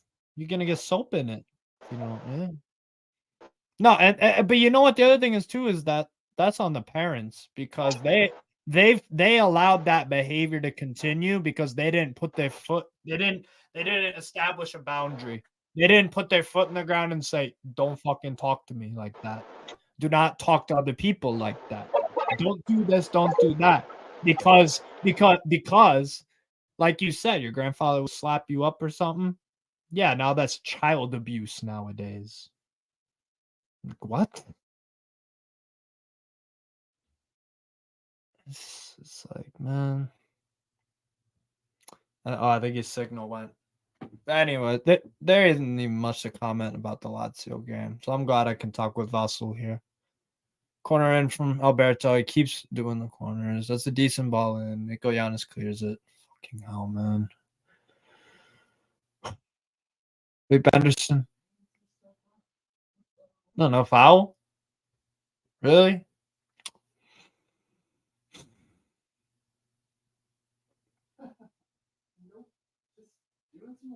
He didn't trip him up there. He didn't fucking trip him up there. All right, word. Whatever. Why are you dropping so far back? Come on, Rovella. Go on. Go on. Go on. Damn it. Las Palmas have taken the lead against Atletico Madrid in the 50th minute. What the fuck? All right, maybe we're not the only team in our group to lose in their league. Oh, fuck off. What was that, Pellegrini. Or Solini in the box. That's a foul. That's just outside the box. What the fuck? What are you doing? What the fuck are you doing, Alberto? Oh, Pellegrini, a swing and a miss. What the fuck is wrong? Whoa. What the actual fuck? God. Yo, he is so lucky. Luis Alberto is so fucking lucky. So fucking lucky that he did not catch him early. He is so fucking lucky, it's not even funny. This is unbelievable. Can we please bring on Daichi Kamada? For fuck's sake. Bologna are going to have a free kick right outside the edge of the box. Can we please just bring on Daichi Kamada or Vicino for Luis Alberto? Because it's just not working. Oh, I got that one. How do I pronounce? Hey, how do I pronounce your name correctly? Is it Vasil? Vasil? No, it's Vasil. Vasil. Okay. Yeah. And then your last name, Rodetsky. Yeah, it's you got it, man. Like it's a complicated name, man. Like when I first came to the United States, I would get offended when people were like, I was called so many names, man. I was called Basil in Brazil, Basel, and I would get like offended. I was like, what the fuck? Can't pronounce my name. Now, bro, I don't give a shit, man. Like I just tell people, call me V, man. If it's like it's hard, just call me V, man. Like no big deal. You know what I mean? So that's like it's not a common name. So a lot of people do have they have hard. Some people have easy time. Some people have a hard time pronouncing. So it is what it is, man. That's but one of the this area. Sorry, go on. Go ahead, man. I was just gonna. Yeah, I was about to tell you. Go on. You're good. So I just wanted to tell you, like, this area, because I'm already in Milwaukee, and this area, my call always gets dropped on this part of highway. It's fucking ridiculous, man. No, that's all good. I know, like, it's just in general, man, it's ridiculous because, like, it's supposed to be because there's all these towers, man, around, and I don't get it, man. Like, I can even physically see some of these towers. Right. And I still get my calls and all drops, man. It's like, what the hell is this? What I'm paying for, man? Jesus Christ, man. Yeah. When it comes to payment, they take that money like they got told them, man. But when you start being like, what the hell's going on? Oh, we're working on it, man. You've been working for 2 years, man. What the fuck, man? Where's the update, man? Jesus, man. But what were you saying, man? Because I kind of barged in the middle. No, it's all good. No worries at all, bro. I was just gonna say, like, my pronunciation of like different, with the last names of like other countries and languages and stuff. It's good because I watch so much football. Like, I didn't know how to say your first name really, but like Orodetsky, like I recognize that. Like yeah. I have a friend named Demi who's a Shakhtar Donetsk fan. Like me and him talk often stuff, and so. Is he an American guy?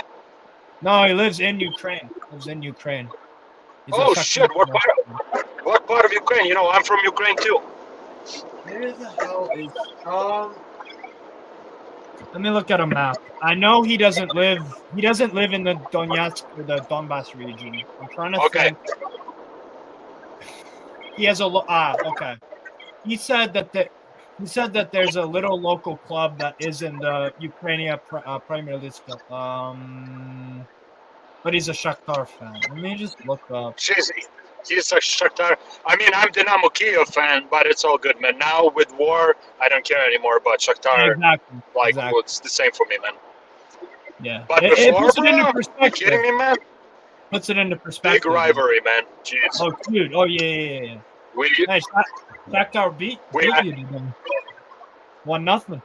I mean, Shakhtar, it's a good club, man. Don't get me wrong, man. They got real world-class players, man, that became world-class players in like Manchester City and stuff like that. I mean, like Mudryk, he also plays for Shakhtar, man. So like, I mean, there's a lot of good players that came through.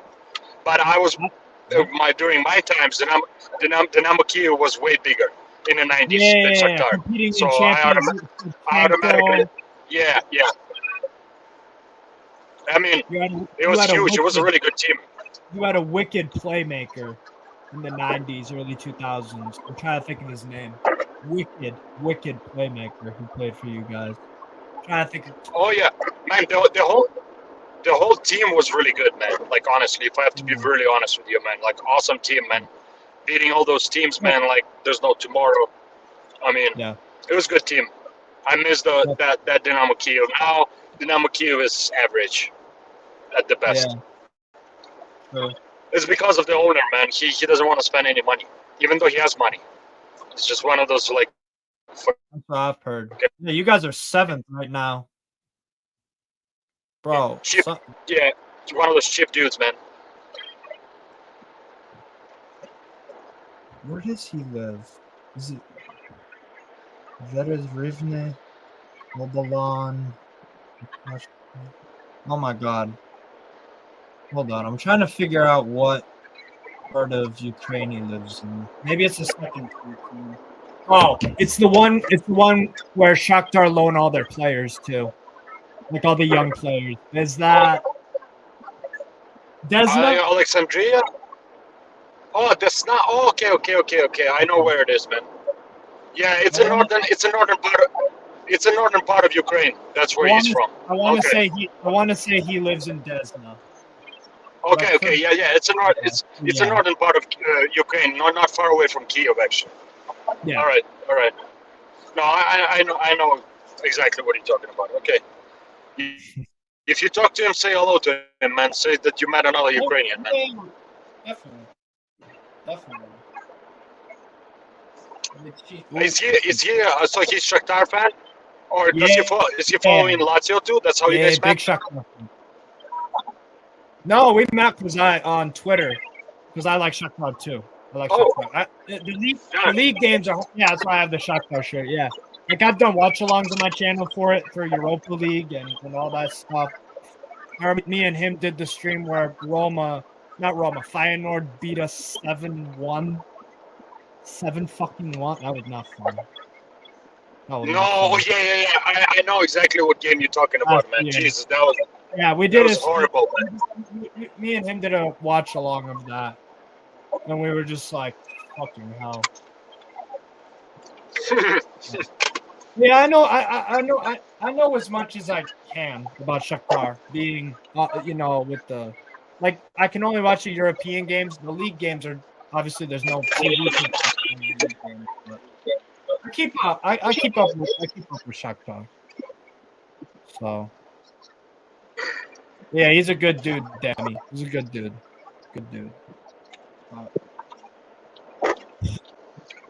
So yeah, man. It was almost a car accident, man. This motherfucker just put full brakes. I'm like, what the fuck are you doing, man? There's nothing in front of you. Like literally, man. I think some people are just fucked up or some shit, man. Yeah. Driving fucked up. I mean, listen, man. Do what you gotta do, man. I don't criticize people. It's your choices. Do whatever you want, man. Just don't drive drunk, man. Exactly. Exactly. But there's a lot of people. Like I used to know some people that would like drink and drive. I was like, you fucking retarded, man. Like, what the fuck? Yeah, it's extremely stupid.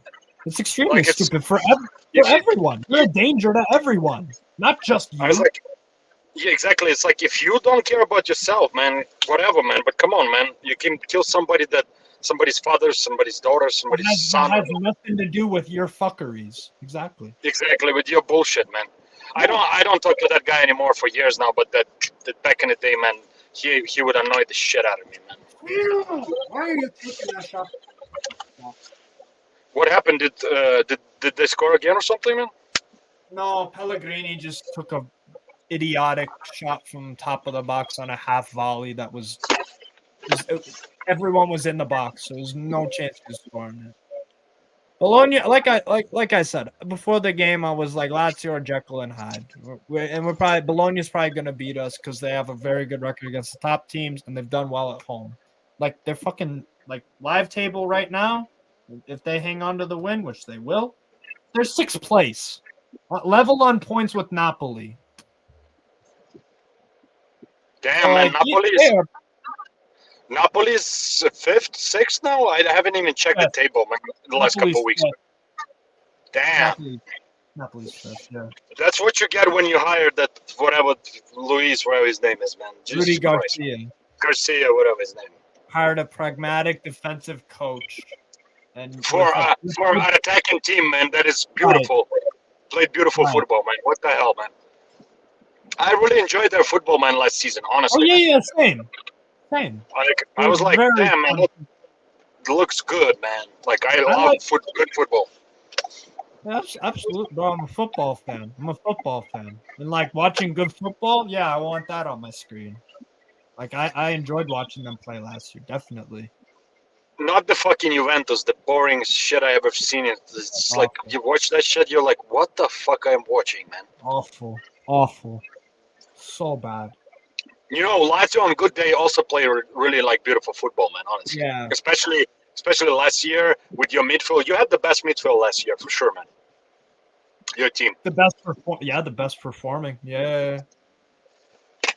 So I give credit when it's due, man. I don't care. You know, I would even give Juventus credit if they play tracking football, man. You know, it's just you have to be fair.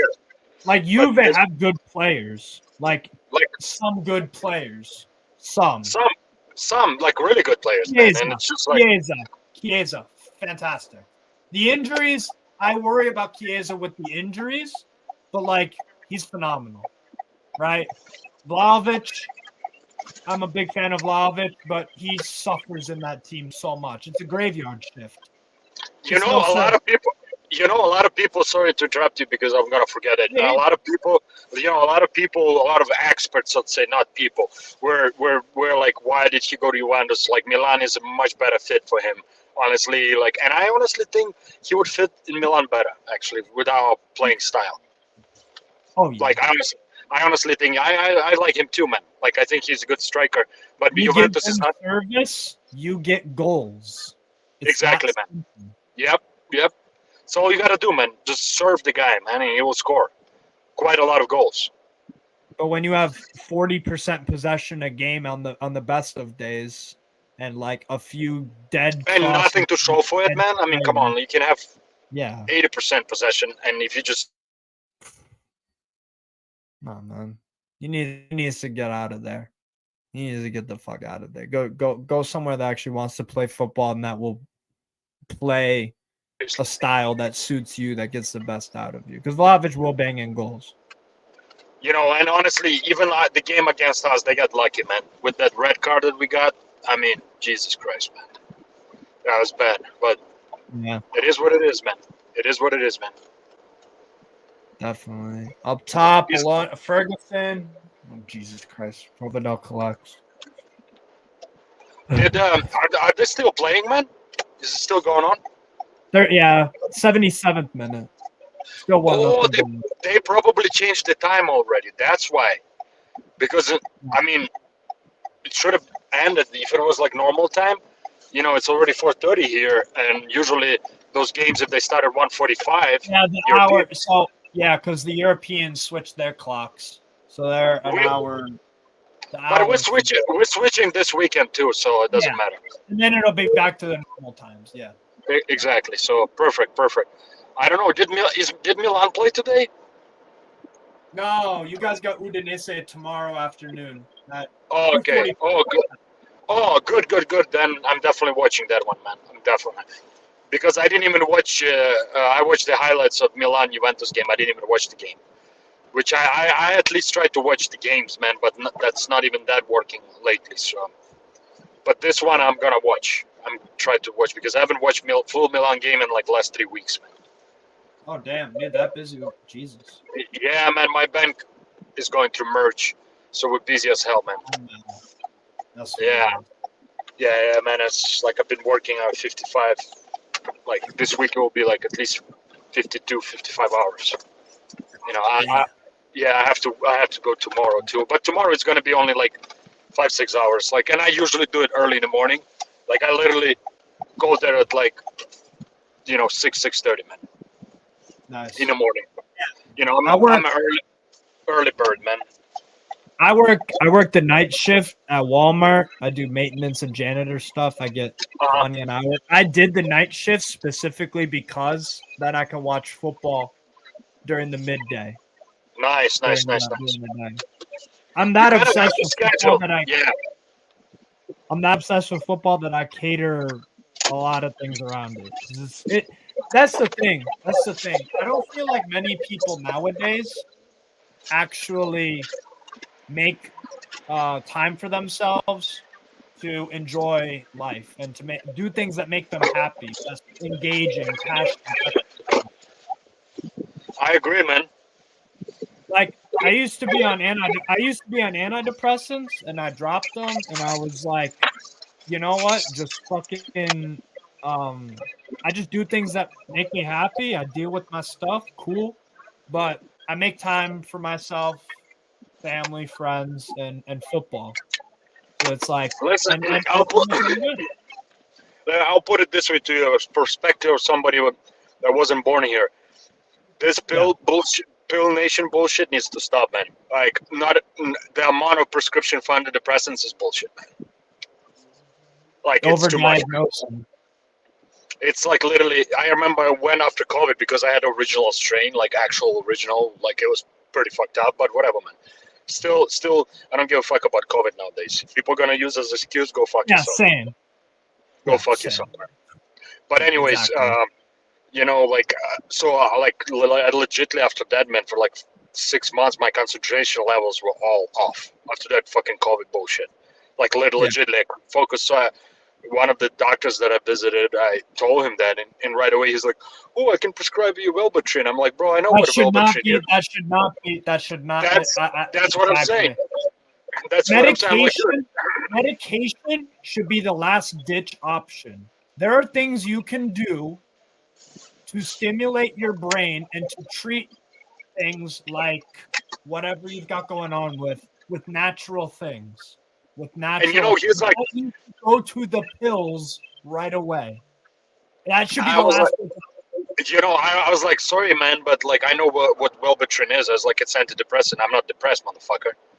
Like, do I look depressed to you? And he looked at me, no, but it could help also. It's like, dude, I was polite. I didn't say it like It's that, but I was like, guesswork. what?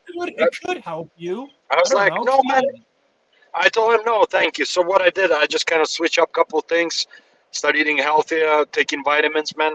Exactly. I'm good. I'm good now, man. I don't have that issue anymore at all. So no, man. For me, pills, I barely even take fucking Tylenol, man. Yeah. Like, no, I try not to take it. Like, even if I have like, unless it's like a bad headache or something, then yeah. Like, when you're like, it's not going away, then I'll take it. But I wait usually. At You least try remedies like fresh air, a cold rag over your head, or water. because fuck the Tylenol, fuck all this, man. Like, I trust me, man. I had a couple surgeries. I was so drugged up, man, that I went through withdrawals, man. Yeah, it's bad. Like I was in hospital for 2 weeks, pumped up with painkillers. I'm talking about spectrum. Opioids. And listen, man, opioids, when it's needed for like surgery, after surgery, it's needed because people die from from pain shock. Yeah. But it's still overprescribed. Like, for example, my father has a legit reason. He has a titanium disc in his back. But now all these fuckers that were using it before, abusing it, are making it hard for legit people to have it. Do you see? Like, we went from one extreme to another now. It's like, what the fuck are you guys doing, man? Like, my father has legit issue. I mean, luckily, his primary doctor knows. She knows that he's not some fucking drug addict, man, or shit like that. Yeah. He only takes them when it's like crisis for him. Like opiates, he only takes when it's crisis. Usually, he goes swims, he walks every day at least 2-3 hours, man. I mean, he's like machine, man. I have a lot to learn from my father in terms of discipline. And I don't want to say I'm like not disciplined person, but he's even more disciplined than me. Yeah. And it's all about that, man. When it comes to certain things, you just have to do things on regular basis, period, man. You feel your back is fucked up, start walking, do swimming, start some working out.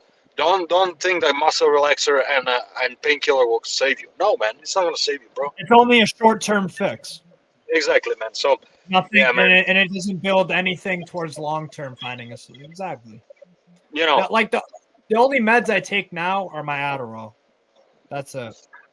I mean, I took Adderall in college for what do you call it, for the exams. It actually did the job for exams, but then the calm downs, man, I said fuck that shit. That's why I do Fuck it. It helps me focus and shit. No, Gives listen, me man. energy.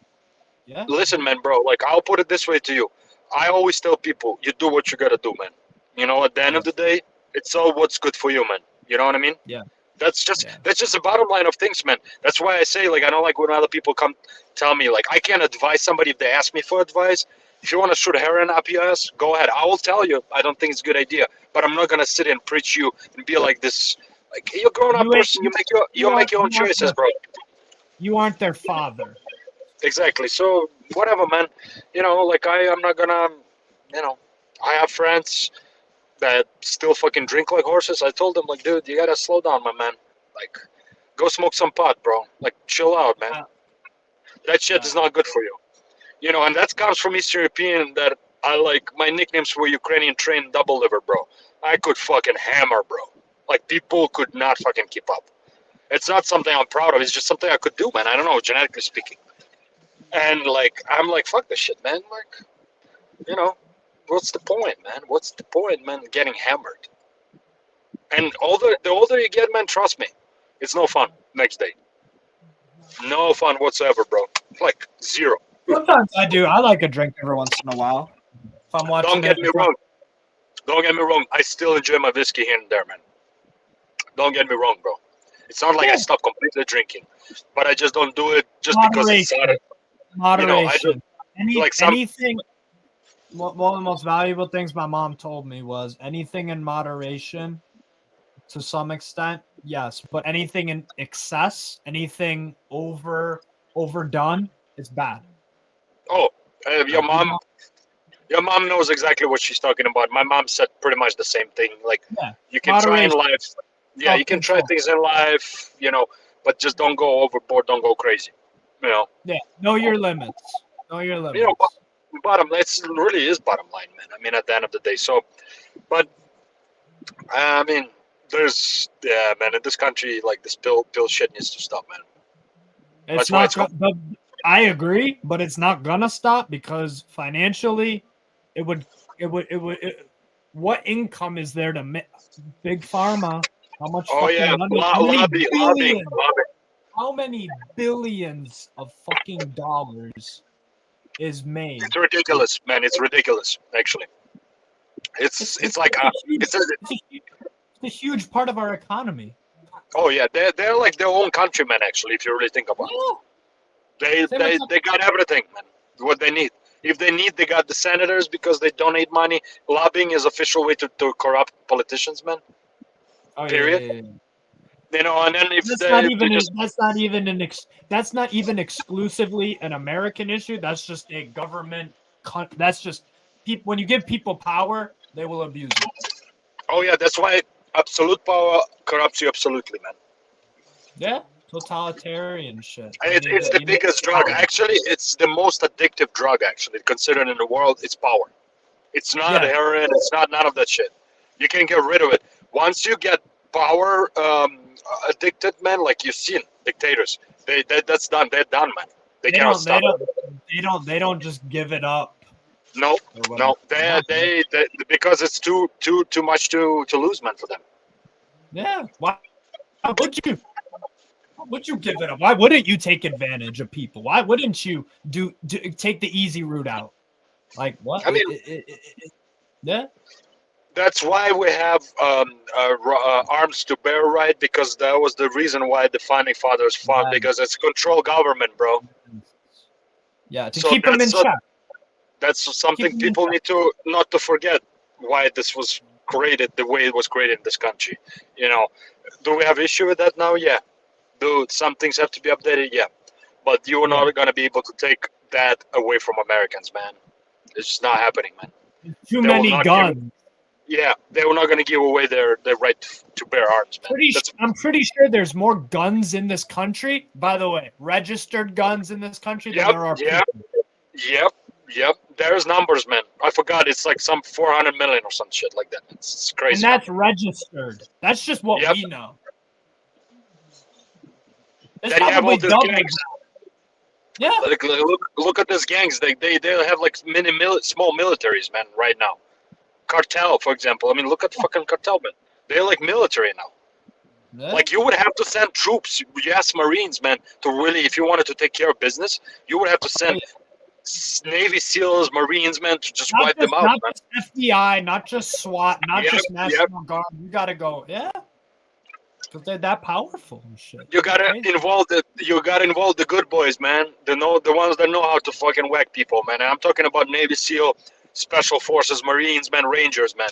Not fucking FBI. Forget about FBI, bro. What they gonna do? Write a report about it, man? You need some tough motherfuckers that know what they're doing, because cartel only understands language of force, man. There's nothing else, man. Nothing else, man. There's nothing else. Period. You have to wipe them out physically. All this shit we're gonna, we're gonna make it illegal. We're gonna make something illegal, and then people will just stop. That's the funniest shit I ever heard. Yeah, because that's how criminals work. There's a no gun sign for the school. I'm gonna stop doing what I was gonna do because there's a sign and it says I can't do it. No, criminals are gonna be like, I don't give a fuck about your sign. I don't even care. To earn that title criminal, it's actually back in the day. Law. Back in the day, the real OGs had rules, man. No touching woman, no killing woman. This cartel motherfuckers, they're not OGs, they're not mafia. They are a bunch of fucking, not even animals. I don't want to even, animals don't deserve that. They're a bunch of fucking orcs. That's what they are. And the only way you deal with it, it's you whack them, man. That's it. No putting in jail, no trials, man. You just whack. Period, man. Throw them in the ocean. See if they can figure out how to swim. If I was in charge, bro, but you see, that's my Eastern European side coming through, man. I would not sit there and pussy women. Because it's against the law. Whack everybody, man. You're part of cartel. You're dead, motherfucker. Yeah. Done deal, man. But that's how I would handle all this. Say no to drugs. Jesus Christ, man. What the fuck are you talking about, man? Like anyone's gonna listen to that. People always will use drugs, and that's what European countries figure out and decriminalize, and their rates went like 50-60% in just like less than 10 years, man. Of use, of crime. Just legalize it, control it, man. As a government, you're better off controlling things, man, than fighting it. You're never gonna win it. When you make something illegal, guess what? That strengthens the black market. Which increases crime, which increases gang activity, which increases mafias or whatever. It does the reverse. Exactly, man. And then the black market can fuck with the illegal stuff. And secondly, man, they can have guns, whatever kind of guns they want, because there's no regulation. So the black market gets enabled in that. The problem is, the problem I see actually, and I hope that in the higher up places in this country they understand, cartel it's more than just cartel. Is bigger than it used to be cartel like 10 years ago. They control the whole country, man. They control Mexico. They control politicians. So it's a big issue. That's why I say you gotta start whacking motherfuckers, man. Nobody I has mean- the balls to do it though. They focus on the other political It's too big bullshit. of a business, man. You have to understand it's too big of a business. Then that means like you would not have to give all this money to law enforcement because you're fighting war on drugs. That is not effective at all. I'm sorry. It's not effective, man. Where the crime rate is going down? No. Keep on going every year, everywhere else. All over the place. You know also why that isn't an issue that we talk about much more often, and same thing with the one of the biggest issues in the country, human trafficking. You know why that isn't discussed on CNN and all these platforms and the politicians talk about it? Because that would unite people, Exactly. everyone. If you whatever fucking political party you are, whatever politician, political party they represent, everyone is against slavery. Everyone's against human trafficking. Everyone's against child abuse. Everyone's against animal abuse. Everyone's against like those kind of things. But it's a big issue, and they don't want to unite people. They want to divide people. That's why you have all these trivial issues in comparison to the deep lying stuff. You know, that's why there's a famous phrase that's been for centuries. Divide and conquer, bro. Yes. So that's what you do when you divide the society. That's what happened in the United States. Since I've been here in this country since 2002. I've seen that. I've seen this happening as we speak. Like trying to divide this country. They use the media as their tool to divide and conquer, like you said. Divide and conquer. But lucky for me, man, I learned thanks to my grandfather. Because my grandfather, he was old school, man. That guy was old school, who survived World War II, who survived famine, who had his sister that died from hunger in his hands. That dude was tough as a nail. That generation was awesome, man. Like one of the toughest people I ever met in my life, like compared to shit I see right now, man. And he used to tell me, do not trust nobody, whatever they tell you. Always verify and always use critical thinking. Yes. Use your brain. Do not just believe everything people tell you, man. Don't just use your don't let your emotions. And that comes from a guy who had 4 classes of education, dude. My grandfather had 4 classes of education, but he was smarter than most of these fucking politicians, man. Nowadays, man. And tough as nail. Like you could not come to him with this little bullshit. He would say, "What the fuck do you say, man?" Like, we were little, like, spend summers. So our parents would send us for summer. Whole summers we spend there. And he would come in at 4:30 a.m. and be like, okay, motherfuckers. He didn't say motherfuckers, but he would be like, my favorite rooster is singing. My favorite rooster is singing at 4:30 a.m. Let's go to work. And you'd be like, ah. He will grab you by your leg and, like, literally throw you out of your bed and say, what did I say? Yeah. Dress up.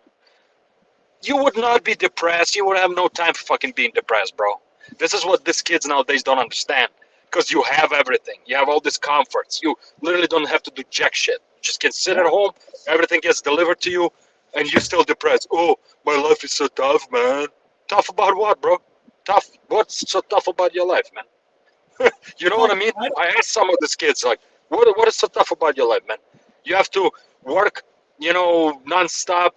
You have no food on your table. What the fuck are you talking about? Because you can't buy your favorite thing, man, and you're depressed now? Get the fuck out of here, man. These fucking kids, man. Only thing that causes me depression is Lazio being fucking awful. Just lost to Bologna 1-0. I mean, it is sad, man. I mean, as a fan, I understand you, bro. But the thing is, like, I know there's a certain percentage of people that have clinically, like they have chemical disbalance. I know it's legit. Depression is a legit thing, but not in the numbers it is prescribed nowadays to everybody, man. Come on, man. It's to make Trust money. me, man. I mean, like, I went through some shit in my life where, like, these kids would not survive even, like, one day, man. Like, they would be like, oh, my God, it's impossible. I cannot do this, man. And then you're like, because you lived in comfortable life, man. That's why you cannot deal with this. When you have to survive, man, when you, as I said, when in the 90s, man, Ukraine was Wild West, bro. like mafia ran everything, man. You learn to be like, yeah, it's just you have to survive. You become tough. Period, man. Like there's Yeah. no if or buts, man. And that's what I try to tell some of these younger kids. They look at me like I'm crazy, man, because they don't understand. They just don't understand me, man. They think I'm trying to install something on them or like push something on them. It's like, listen, man, if I want to push something on you, you would know it, man. Like, you would Oh, know yeah. it, man. Oh, Like, I'm just trying to tell you, man, there's different ways out, man. And your life is not that bad, man. You know, like, I had a couple conversations with some people, like, pretty good people that I know. I don't just go and randomly talk to people, but, and I tried to explain to them, and some of them got it somewhat. Some were like, look at me like, what the hell are you talking about, man? It's like, you know what, man? I tried. That's You all I try, can say. exactly. You try. You try. I tried. That's all I can say, man. Good luck, man. But stop whining and crying, man. As I said, life is tough, man. I'm sorry. Get a helmet. Life is a bitch, man. Stop crying about it. You know, that's, and I know it's kind of sounds very like kind of some people rude, but it's reality. The truth hurts, man. Sometimes when you say truthful things to people, they don't want to admit to it or listen to it. I know I can be like that too, but I'm conscious about it. You know, Yeah. that's the difference, man. So you Just just the have to be conscious. You just have to be conscious about things and always think about somewhere else in the world it's worse. So yeah, it might suck today, but we'll get better tomorrow, man. You know. The one word that I try to apply in my life the most, gratitude. I recommend people. I know it's very unconventional and kind of like maybe even a weird thing that I recommend some of the people, but it's like if you're frustrated, anger, get a punching bag and punch the shit out of it. Trust me, one of the best therapies for you Yeah. as a person. You know, I used to do back in the day boxing, and I'm gonna tell you, bro. One of the most satisfying things is to destroy that bag, man. Because if you have some anger, you just push it all out on that bag, man. And it feels good after that, man. I'm telling you, man. It feels good. Yeah, I'm So gonna need a fucking punching bag. I'm telling you, man. Try it out. Try it out, man. And let me know how you feel after that, man. I can guarantee you're gonna feel definitely better. Just put it in your thought, like you Yeah. materializing what you don't like or anger is just fucking destroy that bag, man. Exercise too. I exercise. Even if you don't know how to properly punch, doesn't matter, man. You just destroy that bag, man. Just let it out. Let it out. Just let it out, bro. And trust me, you will feel good, man. I can guarantee you that. I can guarantee you that, man. The only investment you would have to spend money a little bit on a bag, but that's it. It's almost for free, man. Yeah, exactly. Almost for free. And I recommend anybody that has small kids, especially boys, at an early age, get them into boxing, MMA. What it will teach you: camaraderie, discipline, respect. Or sports in general. Three things. I mean, I played a lot of sports besides did some boxing. I played football for many years. Basketball, I was actually pretty good at basketball. I ran, I jumped, triple jump, whatever, man. You name that shit, man. Now I look at myself like shit, man. You old and fat motherfucker. I mean, not that fat, but you know, I always criticize myself. And people tell me like, "What are you fucking criticizing? You're not fat." It's like in my opinion, I am. That's the problem with this society. Oh, allow me the way I am. No, fuck you. You fat bitch. Get the fuck out of here. No, I'm serious, bro. My ex-girlfriend. I said, listen, lady, man. I'm not. She got to a point where she's got to love me the way I am. Oh yeah, sure. Get the fuck out of here, bro. I'm sorry, bro. I know people say, "Oh my God, you're not sensitive." Like, I am sensitive person because it takes balls to tell somebody truth to their face, man. Truth, not sugarcoat bullshit, man. I know truth hurts, man. I know it. Trust me, I am a human being, and I understand that part. But I prefer people to come to my face. If you have an issue, come to my face. But people have no balls nowadays, man. To tell it to your face. I mean, work, whatever, man. That's within relationship too, man. You can tell me too that I'm fat. My mom tells me all the time, "You little, what the fuck happened, man? You're fat." And Go exercise. Go exercise. And I actually take it. I don't take it and I start crying. It actually motivates me, man. That's the Yeah. difference. That's what people with strong mentalities do. When people say, "Hey, what the fuck you doing? Do better." The ones with strong mentality It would say, motivates me, man. Yeah, same. It motivates the fuck out of me. When my mom tells me I'm fat, oh shit, man, I'm ready to go, man. I'm watching everything then. But not stop crying, oh, I'm depressed now, man, because my mom called me fat. Oh, get the fuck out of here, man. You kidding me, man? That's why I have a hard time with this concepts, man. It's like, what? You cannot fat shame? What? Bro, where I'm from, girls know how to take care of themselves. They are fucking beautiful. They're all in shape, man. Because it's a part of culture and it's ingrained in them from childhood. You have to look good. Here, Take care of yourself. oh, I want to feel free. I'm going to be 300 pounds and you're going to love me. Fuck off. You ain't gonna find many dudes that love that. Fuck off. That's what I say, man. It's like, and you don't like it? Sorry, man. If I hurt your feelings, get over it, man. Facts. But you see, like, but that's an old school mentality, and it's like a lot of these people, they cannot listen to that shit, man. They have a hard time. Yeah. That's why, like, a lot of people I don't talk to because it's pointless. Some of the Yeah. people that I used to hang out, used to party, some of them became woke, and I'm like, get the fuck out of here, bro, right away, Facts. because I'm not gonna listen to your bullshit, man. Don't even try, bro. If you keep on pushing, then we are gonna have an actual problem, actually. So I just do it British style, English style. I excuse myself, left the building, man. Kind of. It's with some people. I haven't talked to them in a long time, just without saying anything. So we don't argue and don't live on a bad terms.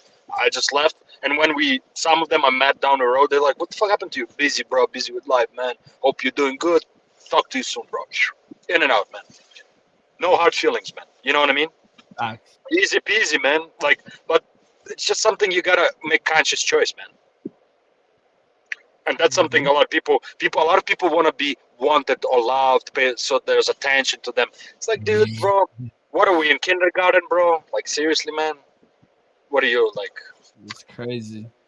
Like, just live your life, be honest with yourself, and live your life the way that you want it to be. If somebody asked, your grandkids asked, you will be like, yeah, bro, I'm not ashamed of the way I live my life, man. Honestly, man, I'm not ashamed. And I have a lot of stories to tell your grandkids, man.